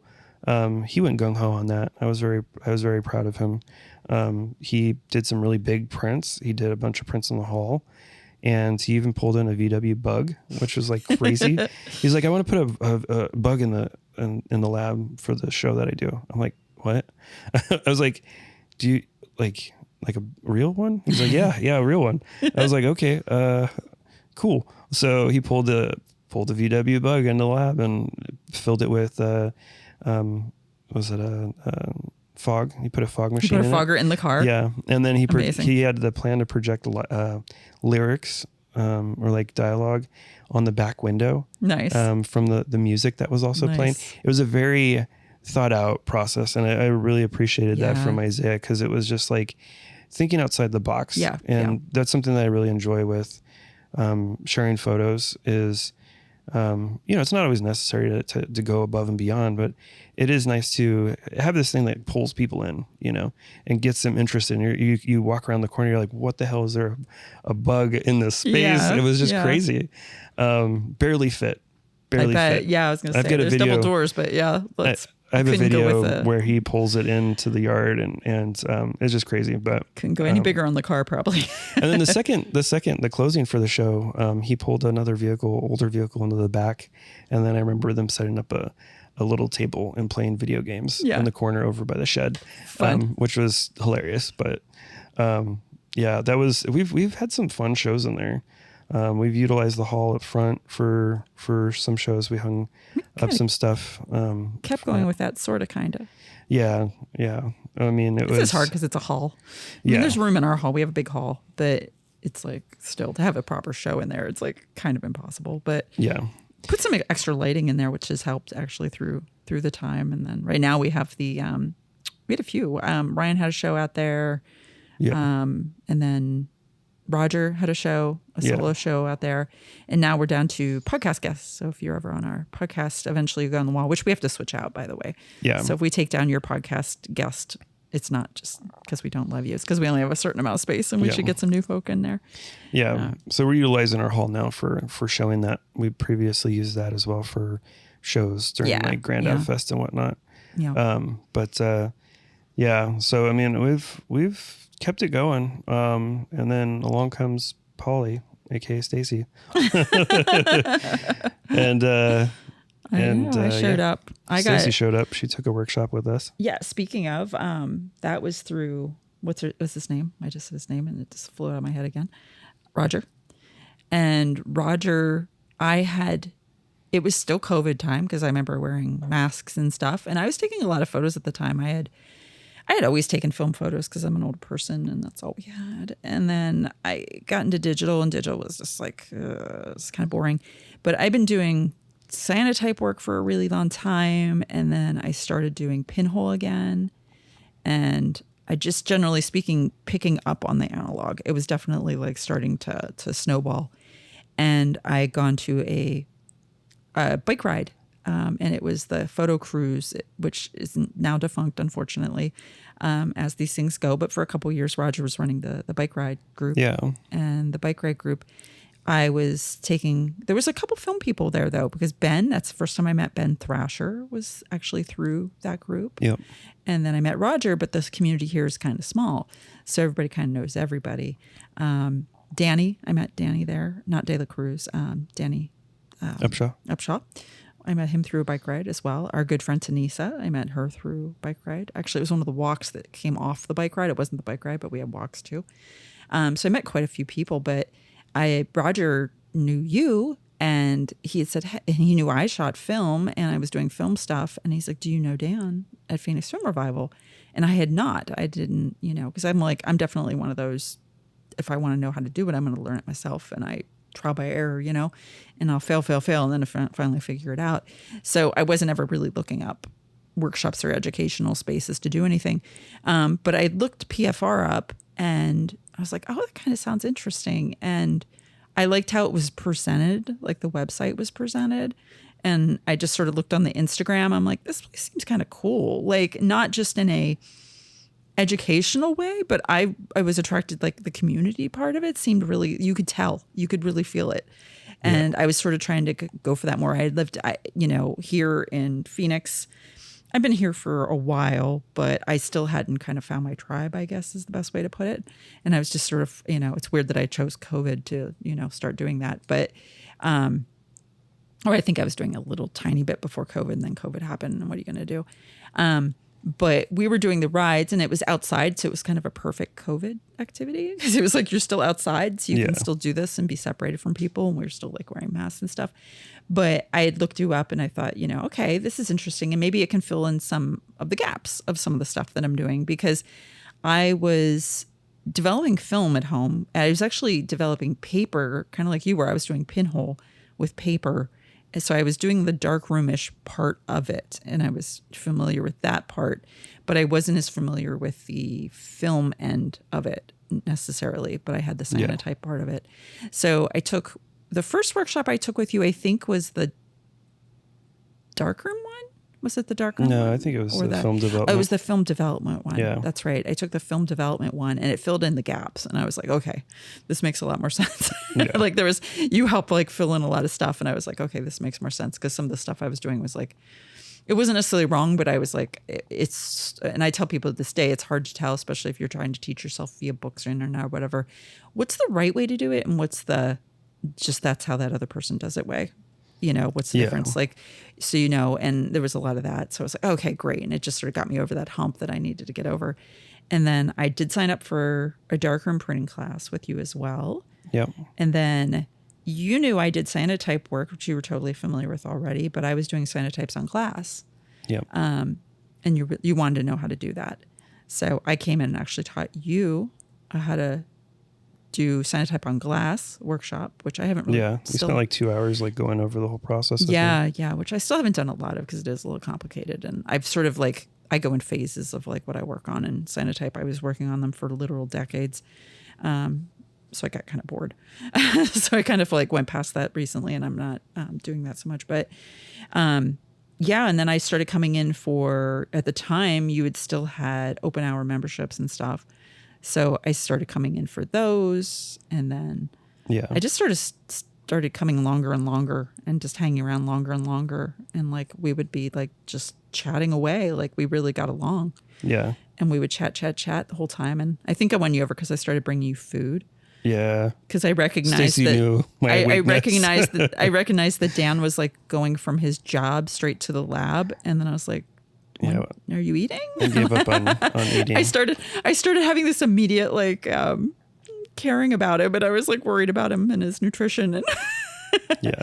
so I started bringing food. I don't know. I just didn't have an appetite. It was like, yeah, whatever. Just so focused on all these things that had to Yeah. happen. It was like kind of stressful too. Oh yeah, you had a lot going on, and you're trying to juggle open hours, which were not, and it's still why we did do them, but we don't do them now because it's just like, Yeah. if this was a full-time, both of our jobs or one of our jobs, like full-time lab, it'd be way different. But it's with having to have a day job involved and then having part of your weeknights, at the lab for like, your job for 8 hours, and then you come in and then you're there till like 11 o'clock. It's a lot. It really is. And it starts really adding up on you. Well, my previous relationship was suffering because of that, because I had to commit all of my time to it to keep it going. Yeah. And obviously it suffered in that sense. And, yeah, I mean, it's a lot of work to keep the lab going and just make money. It's like, the cost of all of the things, the keeping, like paying rent was a huge factor in that. The cost of, maintaining a website, maintaining our scheduling app, maintaining, QuickBooks for keeping track of everything, maintaining chemistry, paper, the cost of, Just the website server. yeah, just like all these different costs that just would just kind of add up. Yeah, there's so many back end things. And, I had to make it automated because I was doing a 9 to 5. I couldn't take phone calls during the day. I'd have to follow up in the evenings via email or phone, calling people back. And I had to have these automated programs to make it efficient for people to still sign up for workshops and open lab and such. But we've kind of shifted, obviously, away from the open lab and made our focus is really going to be about the workshops and teaching and encouraging people take your next step. If you're really truly engaged in this and you want to continue doing printing, get them in larger, set up a space, connect with a friend who has a setup and work out a plan with them to utilize their space. Possibly go to Art Intersection over in Gilbert, who's got a phenomenal studio. They've just a beautiful space there. I can't speak highly of them enough. I mean, they've got the foundation, they've got the money to back it and keep it going. And the only challenge there is just the times. I mean, I wish they had evening and weekend hours that were extended. They're a little weird on the hours, and plus they're in Gilbert, so depending on where you're at, if you're in West Valley or something, that might not work out for you. But yeah, it's like a commute challenge too with that aspect. But our big focus really is going to be on the workshops and getting people excited and interested, and obviously help them get gear if they need gear. So the educational part of it's super important. I remember going back to when I first came into the space. Wow, that looks. Yeah, it was not pretty when Stacey came in. There was one place to sit, and it was like this one little tiny like a Papasan chair you get from like Five Below, one of those little guys. And everybody they would come in. It was sort of like a chaotic mess of people just sort of hanging out and not really doing any work, and you doing work. and like occasionally someone trying to get something actually done in the dark room. Yeah. Like when I would come in, I'd actually work. Like I'd actually be working on my stuff. But it was interesting because it sort of became like this hangout zone. It was sort of hard to actually do work a little bit at one point there. Kind of got you kind of grasped that down and got that figured out. But I remember there just being boxes of photo stuff everywhere, just all over the lab. There was like cameras, like I remember the table had like cameras all over it. Just like the whole thing was cameras. Like Yeah. there was no room to like put anything down or work. It was kind of funny how much stuff you had just kind of collected, but it made sense because you were like, you know, it was still COVID, but you were coming on the other, you know, we're starting to kind of go the other way where people were. Well, yeah, during that time too, we had collected, oh shoot, I'm spacing on his name. A really good friend. He hooked us up with, I wouldn't say an estate sale because it was a business, but essentially Aerial Photo Mapping Co. was emptying their space. You know, Google came around and Google Maps became the thing, satellite mapping. And it's like, okay, well, there's no need to make traditional maps anymore the hard way in a dark room setup. So they had a ton of gear further up on Grand Ave. And I guess they just walked away from it when Google took over. Yep. So they just closed the doors, let everybody go, and just left everything where it was. And so it sat there for I don't know how many years. And then the owner was like, all right, well, time to sell this nest egg that I've got. And that property is worth so much more than it was previously. They've just been paying the taxes on it. So obviously time to clear it all out. And we ended up getting 8x10 and larger, or 10x10 and larger, which is insane. That thing was crazy. Oh yeah, just outrageous stuff. But we ended up with some boxes of photo paper and books and just all sorts of weird equipment that you know, I saw some value in. Of course, anything photo related is like my thing. Like Yeah. Stacey likes E.T. and the Goonies, and you know, she'll snatch up that sort of stuff. I And like for photo me, stuff too. I like photo stuff for too. me, it's like all the weird photo darkroom stuff. Oh yeah, so you much. know? And then I was like, I think there was a point. It was so good that we met the way we met, and Yeah. like that's, you know, I feel incredibly fortunate to have met my partner through a shared passion Yeah, and like in person, and like it's such a gift. Like yeah, it really truly is. Like most people don't have that, which is kind of nice. yeah, That we got to have that and continue to have that. I love that. yeah. But it really, I think, was such a good thing for the lab itself because Oh, we both absolutely. are like on this mission together now. Yeah. Of, like we've teamed up and we're like, you know, Yeah, Stacey and I mean, we have very different perspectives and ways of going about stuff, and somehow we always meet in the middle on things. And yeah. you know, for me, I'm very spaz, kind of all over the place, thinking about everything, thinking about like the much bigger picture. And Stacey's like more organized and more linear and more Yeah.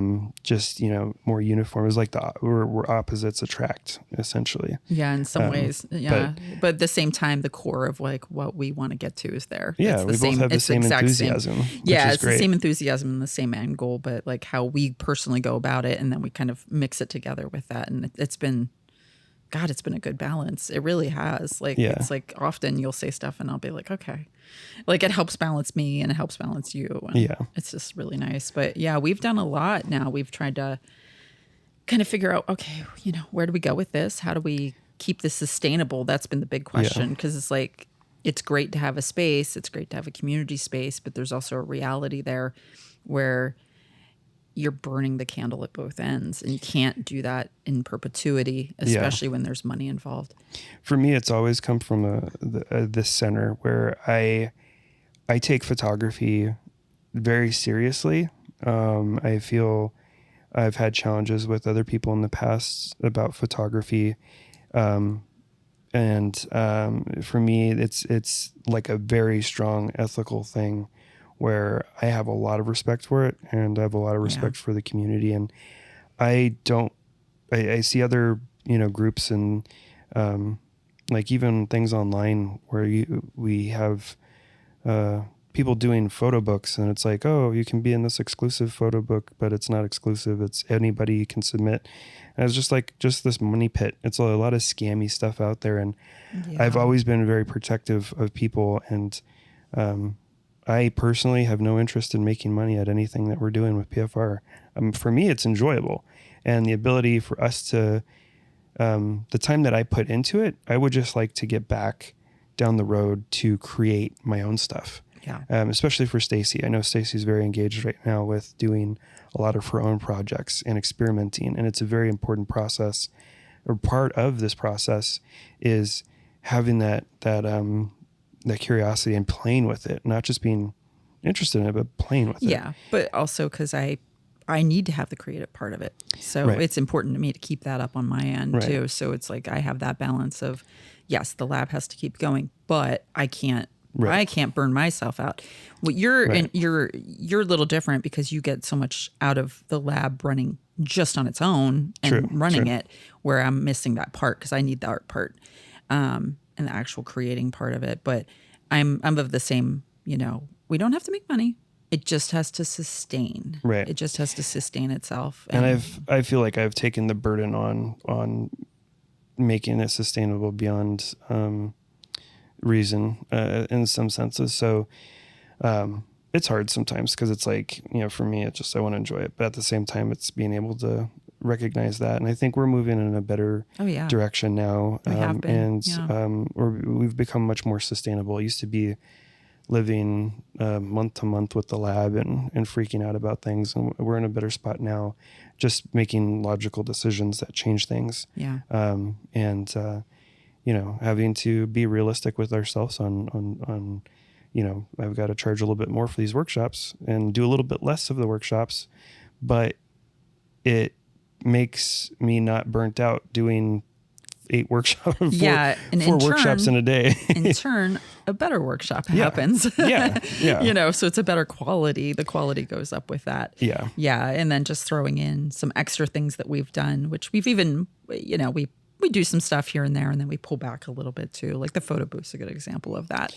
Yeah. The photo booth, super enjoyable. We shoot direct positives in camera, Dan does, and then I hand develop them in a little darkroom box that I created. Yeah. And we used to do a lot of different events. We went to a ton of different events. We did that booth how many times? Like quite a few. We did, I think the very first one we did was Terror Trader. It might have been Terror Trader. Yeah, we were doing the was a great one for photo us. booth in the lab, which was kind of a fun thing. I mean, it's like the two of us, kind of like the photo booth thing that I had that started the lab, kind of kept it going, and it's been supplemental to being able to keep the lab going. Yeah. And it's we did Phoenix Flea, Witchcrafted. Yep. Zona Fest, which was kind of a nightmare because it rained. That was terrible. That was 2 days. That was terrible. Oh my God. The only time it rained. Stacy was going to shank someone. I almost was. Well, the organizers, there was some electrical thing that I was like really not thrilled about. And I got a little heated about it, but we did that booth a lot, but that booth, despite making a little bit of money with that booth, which was helpful for, expenses and things, holy shit, is that exhausting. Yeah. Like we would do one event and it would just like kill us. The amount of minimum like equipment that you need to run that kind of booth is surprisingly a lot. It's like crazy. And then just taking in the chems, packing in all the liquids and not getting them on the floors and the volume of work that we had to put through. And then packing them back out and then having to like what we were doing was insane, honestly. And when we still do it, I'm still like, how the hell are we managing this? Because we're shooting on fiber paper direct into the camera and developing it and getting them out to people within like 5 minutes. And this is really like a dried print that's presented in like a folio. Yeah. And the whole time we're like giving people education about it while we're doing it. Like where we're like developing and stuff and people are watching it and I'm like, oh, this is the chemical that's in there and this is what we do. And then we're trying to like, a lot of it's like pushing, hey, we have do you want to learn about analog photography? Just letting people know analog's still a thing. But wow, we do that for even some of these events were 2 days, but even the 1 day events, it'd be like, that was brutal. You get up at like 3 a.m, And then the night before, whatever, you'd like load the car like at the lab, and it's like Tetris in my car with every single piece of the car. We broke some shocks in my car because of the weight Yeah. of all of the equipment. If it gives you any idea, I had to get them fixed on my car because it was so much weight. Yeah. It 3 in the was- morning, and then go show up at a place, and then go like nonstop, just nonstop for like 9 hours for like an event. Well, we did an event where, like one of our first Terror Trader events, we pretty much, I guess you could say we sold out because it was just nonstop. And Yeah. this last one that we did as well was also very, very busy. You know, full transparency. Yeah, we made like $3,000, but realistically, all the time and effort and energy Yeah. and, you know, that all just gets, you know, all of that went back into the lab Yeah. to pay for supplies, to cover rent, to pay for transportation, to And you it's know, not it just it's not cheap disappears. to enter any of these shows either. Yeah, it's like $500. That's, you know, right off the top of yeah, that it's to like get not in. free. And then it's just like a Taking a day off work. As yeah, well. you would often be taking off a whole day of work, and Yeah. then it's like, and then if we're working full time, it's like that weekend day is kind of valuable as well. Yeah. So we had to kind of push back. Missing a out little. on workshops. you know. Yeah, so we want to do that again, but just keep it at the lab. So do more Yeah. First Friday type of deal, because it's a lot easier if you're doing it on site where all your equipment and sink and everything else already is, Yeah. than to take it on the road. As much as we absolutely love that, and I'm sure at some point we will do another one. We'll pop up here or there to do the booth, but Yeah. the amount of workforce's reward money wise, it's Yeah. like, woo, you have to be doing it because you love it. Well, the other thing too, people have kind of questioned the booth, and you know, not to gatekeep and be just completely clear. Go for it, do it, see what you can do with it. But realistically, I've like, what's our secret? What is our super special secret that we don't want, you know, potentially wouldn't want the community to know? And there's really nothing to it. I mean, the process is pretty streamlined. The whole thing is easy. The secret is us. I mean, Yeah. it's our dynamic between the two of us to execute and get it through. Yeah. And I couldn't do the booth at the volume that would be justifiable without Stacy's partnership with this. Yeah, we have to do it together And- because you're working with all of these strangers. You're taking Yeah. payment from them. You're delivering a product from them. Yeah. You're shooting them and getting them comfortable to shoot while you have sometimes thousands of people watching you do this. Yeah. You know, because people are like, oh, what are the lights? What's this? And trying to figure out what you're doing there because you're like, wait, that's not digital. And then you get like this whole crowd of people Yeah. and you're trying to like educate at the same time. You're trying to not fuck up because it's Yeah. like one and done. You get one Yeah. time. You get one chance. You got to nail the lighting every time. And we're working with paper with an ISO of 3 Oh, it's brutal. indoors with lighting. And we're in this like 10 by 10 booth most of the time, like when we do Yeah. this space. So we have no room at all to work.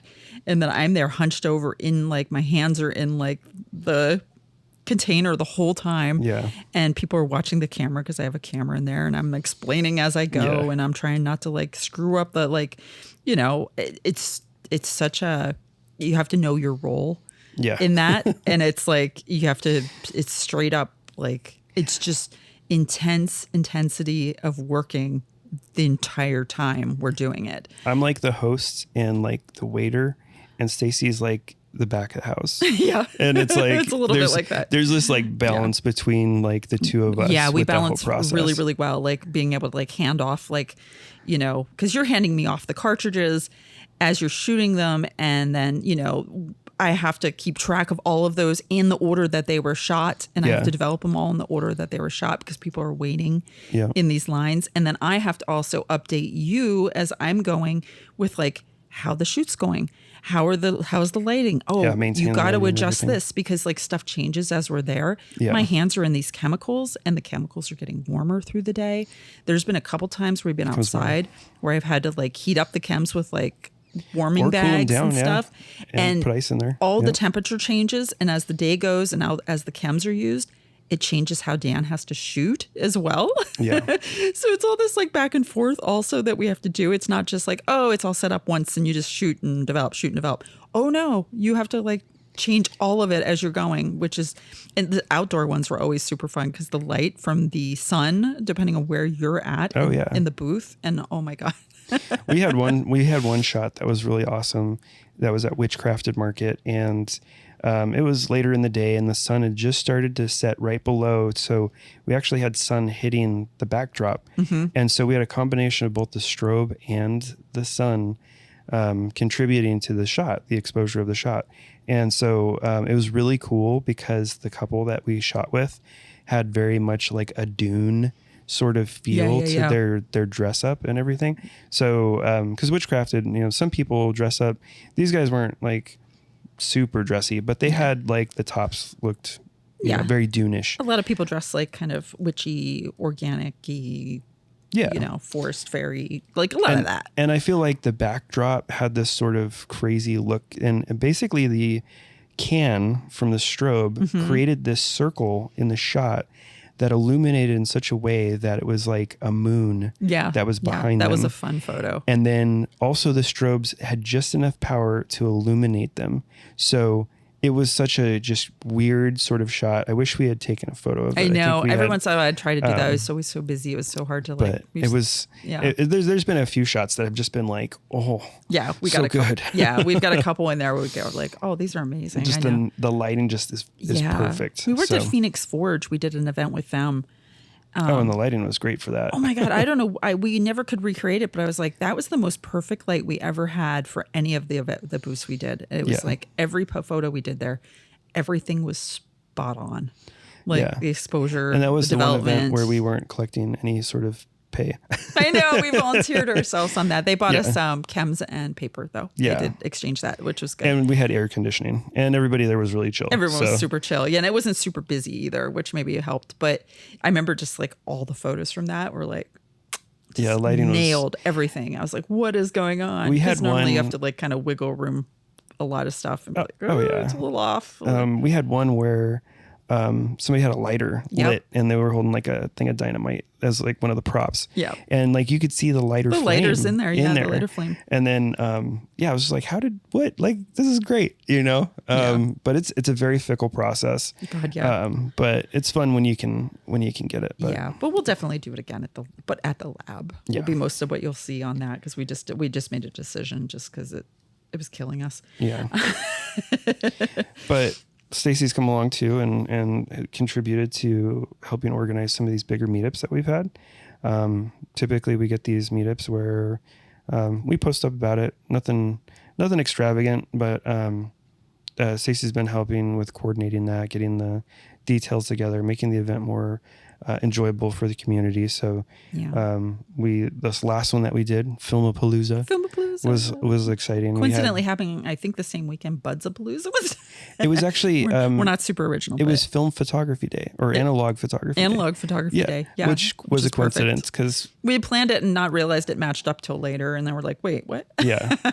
Yeah, and of course another warm day for us for one of our events. And it was in like April, and it was like one of those rare like it was like April 10th or something really like that. hot days. But everybody came out and was troopers, which was awesome. But yeah, we tried to do a little bit more. Stacy wanted to do interactive, like Film Olympics. And, so she came up with a whole bunch of different ideas on like things people could do to compete, and each person that competed got to win a prize at the end. So we had that whole thing, and it was really enjoyable. And as usual, a lot of the prizes that we got were collected from my coworker at the time. Her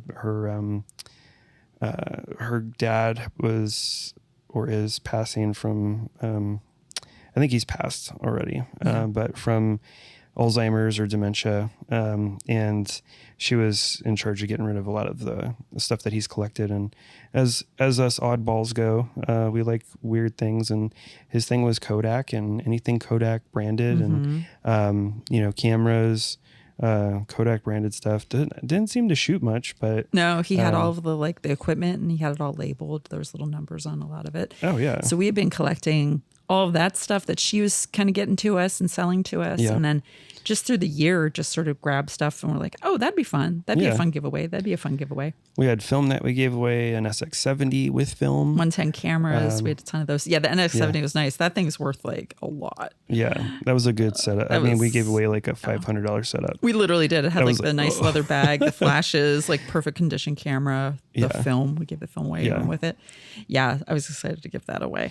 Yeah. But yeah, we had some fun events. We had like a blindfolded, we did it like bracket style. So if you won the bracket, you went to the next bracket, and a limited amount of people signed up.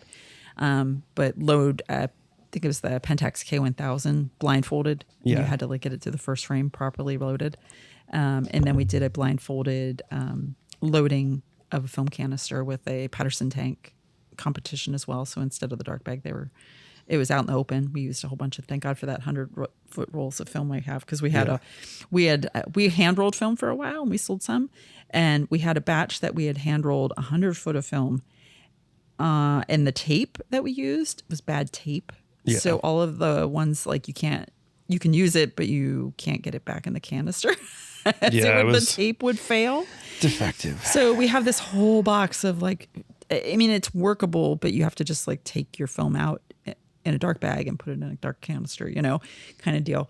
But it was really good because we were able to like go through a whole bunch of those rolls during those competitions that we already had. So I wasn't like, people thought I was crazy probably with all the rolls that we went through for those competitions. Like, oh my God, that's a waste. But I was like, actually, this is kind of great because we had those.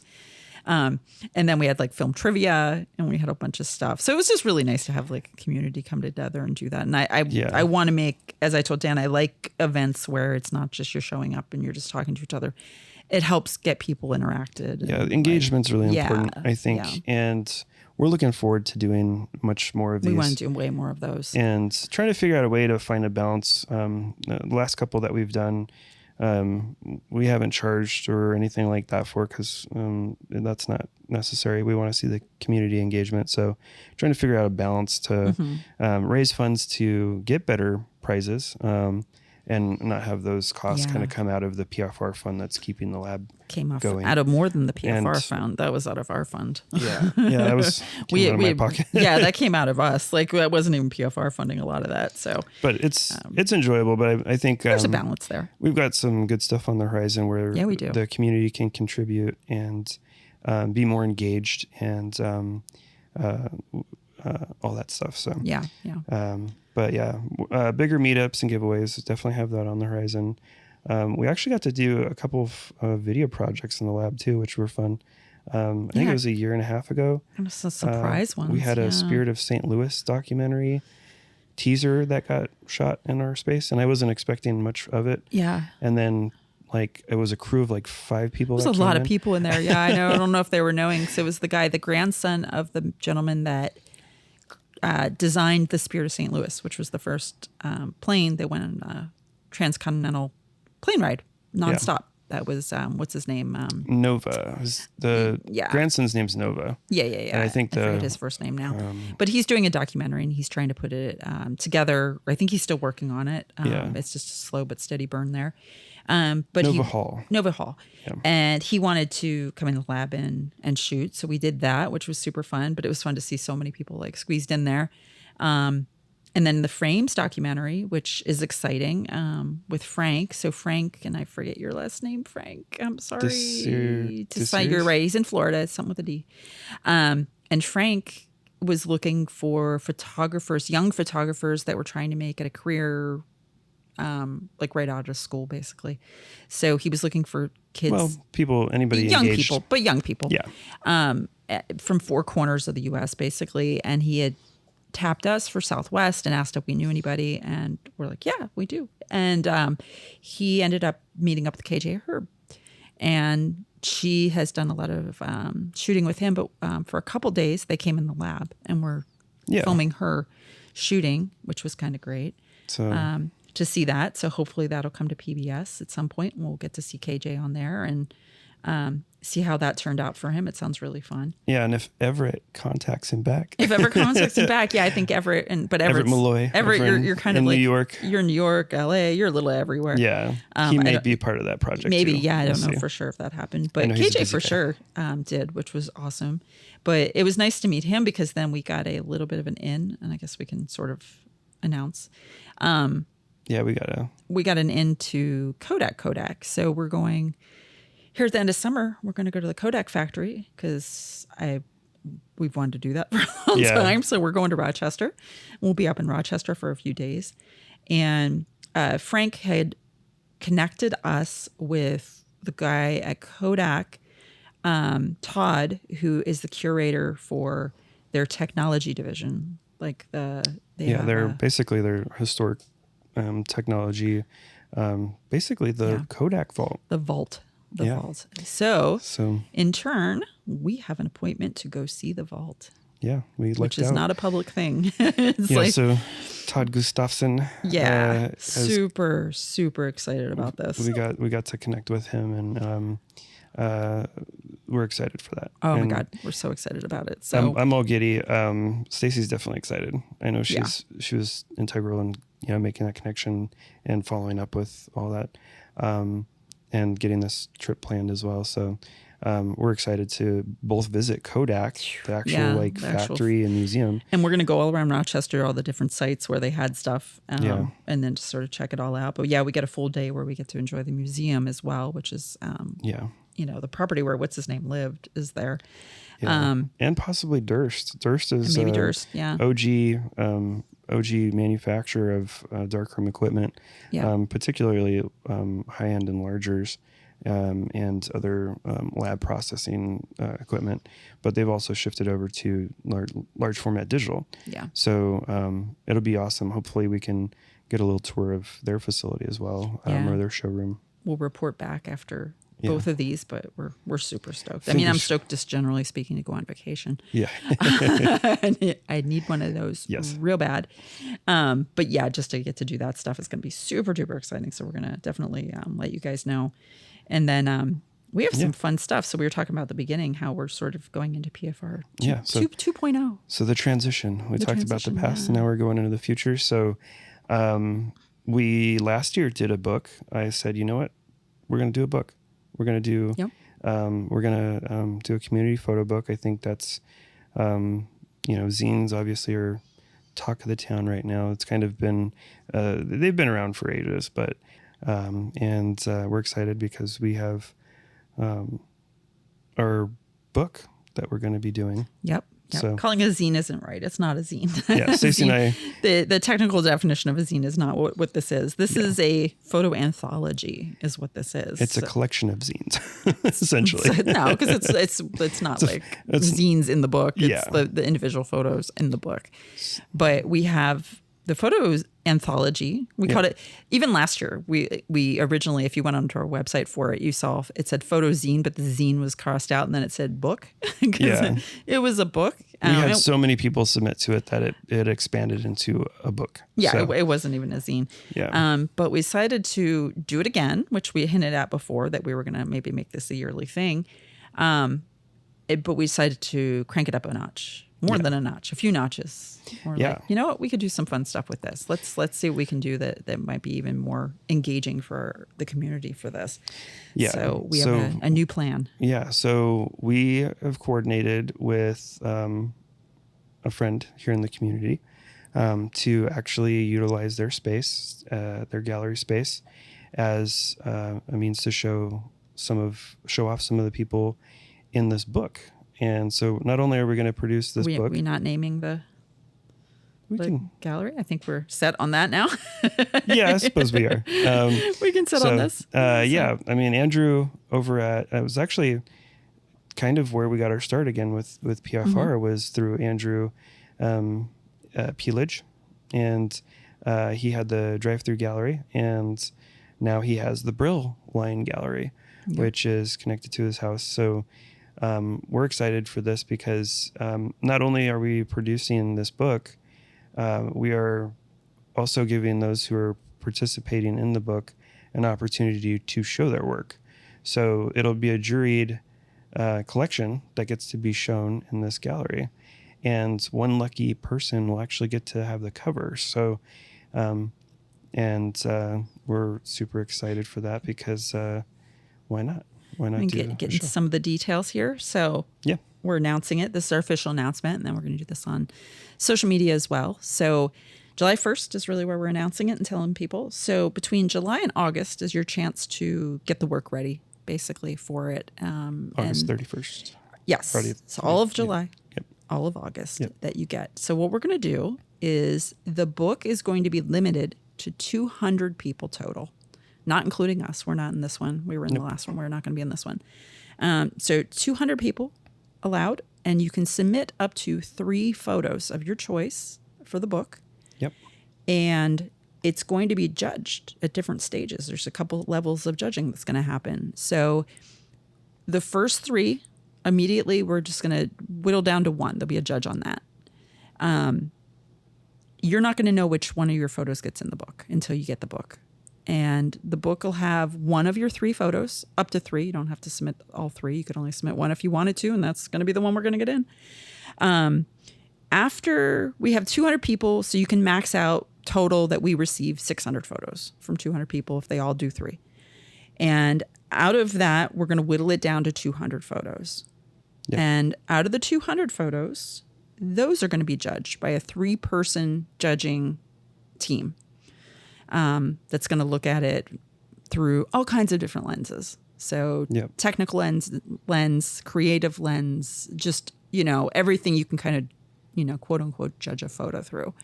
And it's going to be a mix of people from business, is photography, to, a little less and a little bit all over the place. So the team that we're going to have judge, I think, is going to work. I can admit I'm one of the judges on that. Dan is not. Dan is the first judge. Dan's your first. So I'm going to be focused on culling down the photos for the judges who get to judge for what gets put into the gallery. Yep. And my focus is going to be on the presentation. The overall collective of the book needs to be curated. And so I will be kind of curating the book. And then from there, that will be given to the other judges to focus. So we'll have 3. So it's, I'm going to be 1, and Andrew, the gallery owner, because that makes sense that Andrew is part of this. And then a not to yet be named, but we're pretty close to having a name at the time of this recording. But at the time we put this out, maybe we'll have them. Judge that's going to be someone that's very experienced with photography and will absolutely be invaluable to have on this. Yes. So out of the 200 photos, we're going to whittle down to 20. And 20 of the photos are going to get in the gallery. And you're going to be in Brill Gallery. You're going to have your photo printed by us and framed by us. Yep. And it can be for sale. We're going to have, you could opt if you really didn't want it to be for sale, but all of those folks are going to have an opportunity to sell the print, and you will get a piece of that money. Obviously, some of that's going to have to go back to Brill for that. But you will have your work up in a gallery with very little work that you're going to have to do to actually get it up there. Yep. And out of the 20, we're going to judge down to 1 winner of all of the 200 photos. Is going to get the cover that we best think represents the whole thing.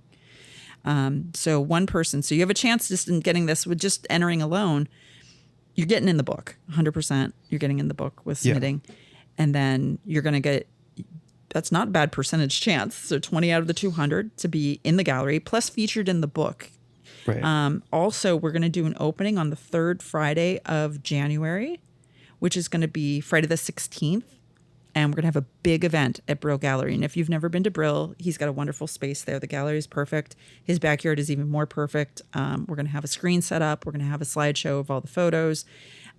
Maybe some like musicians, possibly. We might, see what we can do there just to kind of like zhuzh it up a little bit. But you're going to have the 20 people are going to get featured. So the book will be we'll have some extras in there as well as having maybe some audio, video as well for the opening night from the winners.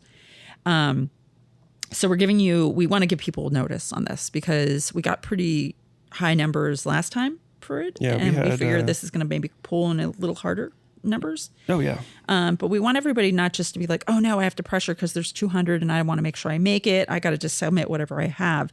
Hence, we're giving you the warm-up time. We're giving you all of July, all of August, so you're ready to go. So September 1st, we're going to open up submissions, and you're going to be able to submit at that point. And then we're going to close submissions by October 31st. I suspect we'll probably have all of them way before that date. Right. But really what you want to do is just make sure you're prepared for September 1st. It's going to give you an idea. And we'll have the details. We're recording this before we have the official details on the website.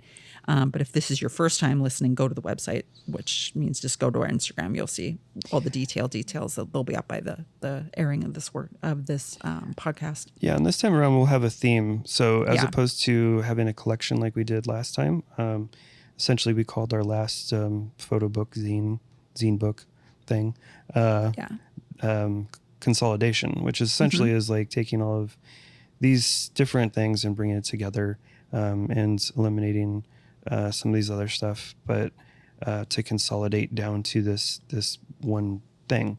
So we kind of came up with that term after we had received all the stuff, and there's some other technical stuff for the reason why we chose that name. But this time our focus is going to be space and time, or time and space, and it would be a very broad. That's pretty broad. Pretty broad category, Yeah. but it's to allow people to kind of have an idea in their mind when they're choosing to select these things, and present those as what would fit this theme. So we'll have a bit better description of what that entails, but I think we've settled on time and space as the theme for this book. Yeah, So, and it's still very inclusive. So if Yeah. you're like, oh, I only do one certain thing, it'll probably fit the theme. it's kind of like thinking of all your work and then applying that mental concept to your body of work that you have and choosing what best represents that. So that way we have a little bit more curated, pre-curated work to be submitted to this publication. So Yeah, and we want to see the best of your work. We want to see the good stuff. And I think it's gonna be amazing because even the work that we got in this last one, amazing.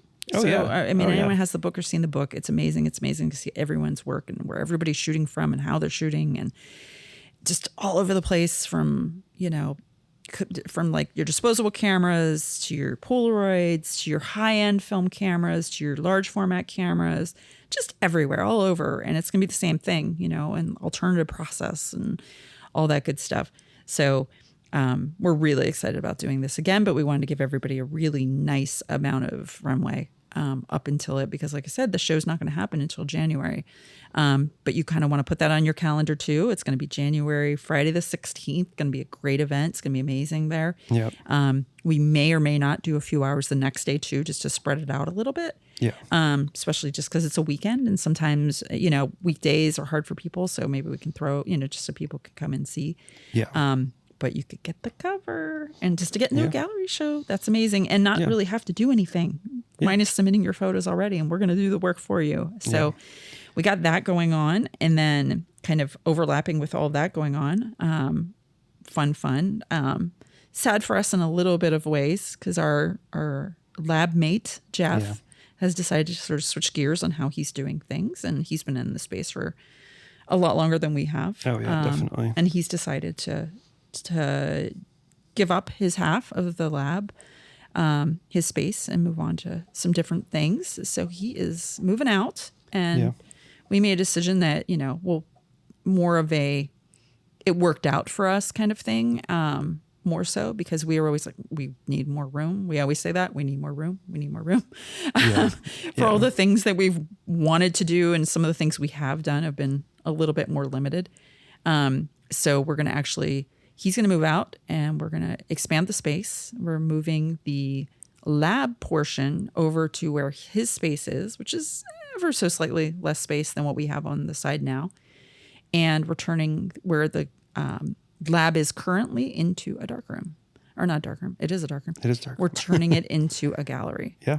So it already kind of was a gallery, or is a gallery. We have shows. We've had shows in the hall. We've had shows in the past in the lab before you really changed it up into the more workshop space. So it's not like anything new. So getting back to our roots with what we did previously was bring people into the space, and part of the thing that threw the wrench in that was COVID. Yeah. So we had to shift and kind of that in-person sort of thing kind of changed, and so we pivoted previously, and now that we've kind of settled a little bit, we think in person is definitely a good thing to do for the community. So we're bringing back the gallery. It's going to be focused on photography, and we're going to do calls to art. We're going to do our best to promote photographers here in Arizona, far and wide, people we haven't even met with. And we're still working out the logistics of all that, but we're excited to We have a name, which is revamp good. that side. Yeah.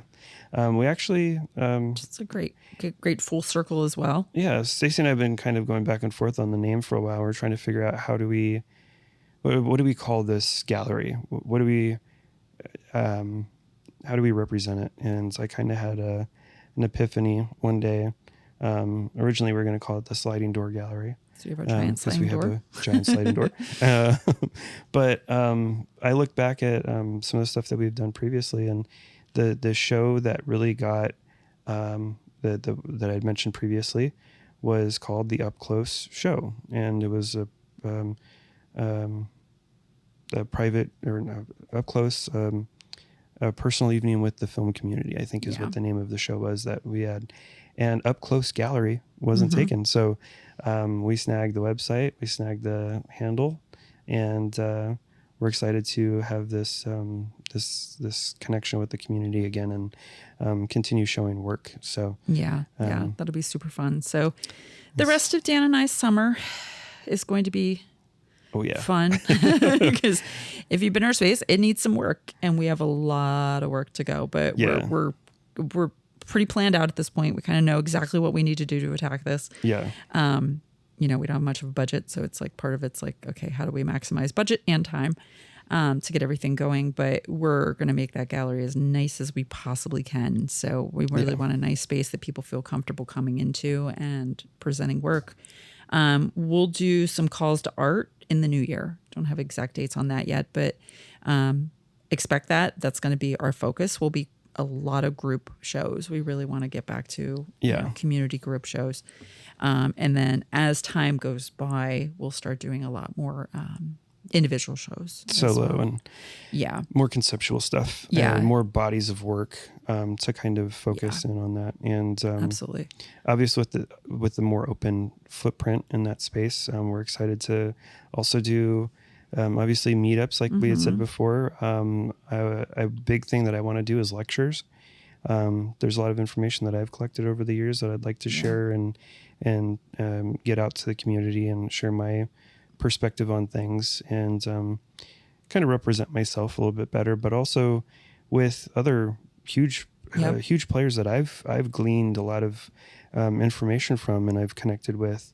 I'd love to get in to bring in some experts, some of these people. Yeah. Share their info and help the community grow in that sense. I think the photography community here in Phoenix is amazing.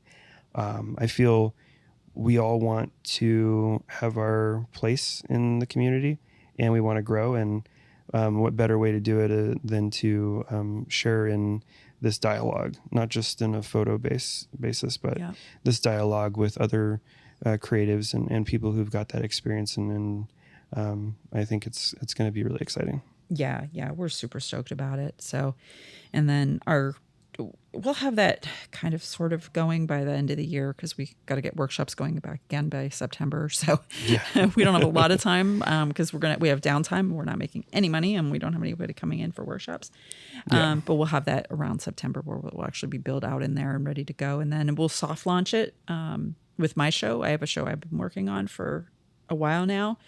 And we'll soft launch it with my show. And then that'll coincide, I guess, the big, welcome back to PFR 2.0 will be Grand Avenue Festival.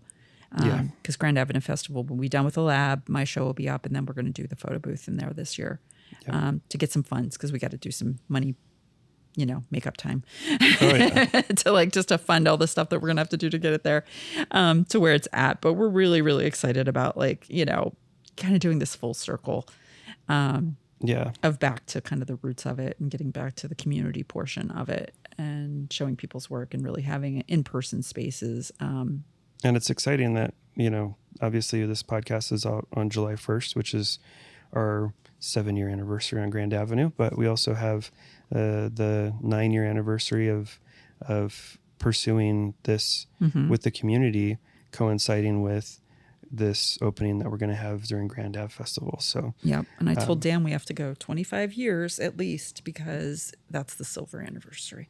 yeah, And that one's the one that makes sense. So we got a while ahead of us. yeah, But we're super excited. We have lots of other ideas and things that are kind of brewing in the background that we're excited to kind of get going. But submit for the book. You have some time. You don't have like a rush there, but get yourself ready to submit to that. That's going to be an amazing thing. That gallery show is going to be an amazing thing to have that. And then some upcoming, calls to art will start coming this next keep year an eye out here. for that. Yeah. And we're excited to see things grow here in Phoenix. And there's a lot going on and a lot of activity, and we're just excited. Yeah. So, We're just happy to be a part of it. yeah, and I think this will be really enjoyable. I miss the days of having the mad rush to get the show up, but I think this will be much more coordinated and coordinated. Yeah, and Stacy will help straighten that out, make it not so stressful. It's so. just the stress part of it. I don't mind Yeah. you going manic and doing stuff last minute. It's just like I can't take that. and making sure the presentation looks good. I'm not great so. with that kind of stress, so I need things a little more planned for me. But yeah, like Stacey said, submit to the book. I think this is a great opportunity to be connected with others, share your work, and then obviously get a chance to get into a gallery, and it's not going to cost you anything additional. You don't have to worry about frames. You don't have to worry about printing. Nope. It's a great opportunity. So the fee with the book is going to also include that submission fee to the gallery and being able to be curated into that group. Yep. So, Yep. so And the party itself. and the party itself. It is not cheap Yeah. to have these events. Yeah, we'll be utilizing the funds from the book, obviously, to cover the costs of the book, but also to, cover the cost of the gallery rental and all the supplies and Just everything goes with it. Everything costs these days. Yes, it does. Unfortunately, I wish everything was free, but it is not. Yeah. But I think it'll be exciting. I anticipate some outside submissions as well from out of state. We had a good chunk of submissions did. last time from Yeah. out of state. Some people who lived here and then moved out of state and still saw that we were doing it and wanted to participate. We had a guy. What was our furthest person? They came from Lithuania is probably the furthest. Lithuania, but they didn't come to the party. But last year when we had the release party, Delaware, the or one Michigan, guy came from North Dakota. Why did I think it was One of those. Michigan? And the guy's laughing at us right now if he listens. He's like, that's not at all what it is. We'll just name all the states. But he came from I feel like the Midwest, I think is where it was from. And he came out, which was kind of fun. So it's sort of fun to see that where things come from and where the spread is as far as, the people that listen and the people that want to take place and take part of this. Speaking of Lithuania, we got to get him, that poor man. He hasn't got his book yet, and we feel so bad. Everybody got their book, and it's like shipping something to Lithuania is, even in a book form, is apparently impossible. I sent it two different ways. I sent it It's made it USPS, all the way to Lithuania twice. and then I sent it FedEx, and both times it got returned. And I'm like, "Are you serious? I spent like $100 to ship this book now." For no real particular reason. So too. I It think just gets DHL is the way to bounced. go on that one, I guess. But that's- they want like $150 to ship a book. So I'm like, I don't know. We'll see. We'll spend We'll try. hundreds of dollars to get that book over there. gotta But make it. we're going to get it to him eventually. So if anyone's going to Lithuania, please please- let us know. yeah. And can we please put this book into your suitcase? You can just drop it off anywhere in Lithuania. I think if we can just get it there, Just kick it off the side. literally on the ground, we can kind of vaguely tell them where it's at, and we'll make it work. I'll put an air tag in. Exactly. We'll put an air tag in and be like, okay, you just got to go here. Lithuania is not super duper big. I think you can figure it out. Smuggle a photo book into Lithuania. I don't know. Ridiculous.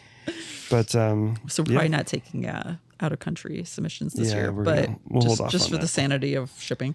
Yeah. But yeah, definitely submit to that. Stacey's show is going to be amazing. You can talk about it if you want. You want to talk about it? I guess a little bit. Yeah. I'm doing She's actually finishing it up. I am. her shoot today. kind of getting at the tail end. It's transitional objects, which is really people's connections with objects from their childhood that have moved into adulthood that they're still hanging on to. Yeah. So, good examples are teddy bears and whoopies and things like that. So it's really just interviewing people that have a really strong connection to those objects still in adulthood. And this comes from, I have a object like that. I have a teddy bear that I've had for 50 years, been with me from the very jump. And that teddy bear means more to me than any physical item that I own. Yeah. If there was a fire, like the bear's coming. The bears come with me for all my moves. The bear's everywhere. She grabs that before she grabs me. Yeah, I know, right? You're on your own. Like, good luck. It's me and Teddy. So it kind of came from that. It came from and I'm like, I'm sure I'm not the only one here. So I've had this project stuffed away in the back of my head for a long time, but I'm finally going through and actually working on it. So I've been shooting lots of people. It's been amazing. So I'm getting these amazing interviews, and I'm getting some amazing photos of them and their objects, and kind of having to put the whole thing together. I'm giving myself a good amount of runway because I've really started kind of putting the call out for people months ago. So, it's almost a year in the making is kind of what it is with once it gets out. But we're getting there. Yeah. And that'll be the first show. So I'm excited about that. It's finally exciting. Get that out in the world. Yeah. But, I'm excited for that as well. Lots of good stuff on the horizon. Yep. I'm really excited for. So thank you guys for listening to our very long podcast this time, but Yeah. you can listen to it on your own time. So you can take breaks and stuff. So, Yeah. but appreciate you guys listening, but we thought it was appropriate to give some background since we're phasing into this like PFR 2.0, a little different. Lab's going to look a lot different. Yeah. So it made sense to kind of announce all this stuff, and then plus the announcement of the book and everything. So Yeah. And on our next podcast, I'll give you guys a little share on that. We had a question come in from one of the folks in the community who was asking about, essentially his question was, where do you find your inspiration? Where does the younger generation find their inspiration? So we're excited to put that out to the community, see what their thoughts are on that, and get some feedback, and also obviously share our thoughts with our perspective. Yeah. So stay tuned for our next podcast, and make sure to follow us on Instagram so you can stay up to date with all of the events and activities we got going on. And we'll be sharing a lot more very soon. So, yep. and thank you all for listening. Thank you so much, guys. We'll catch you on the next one.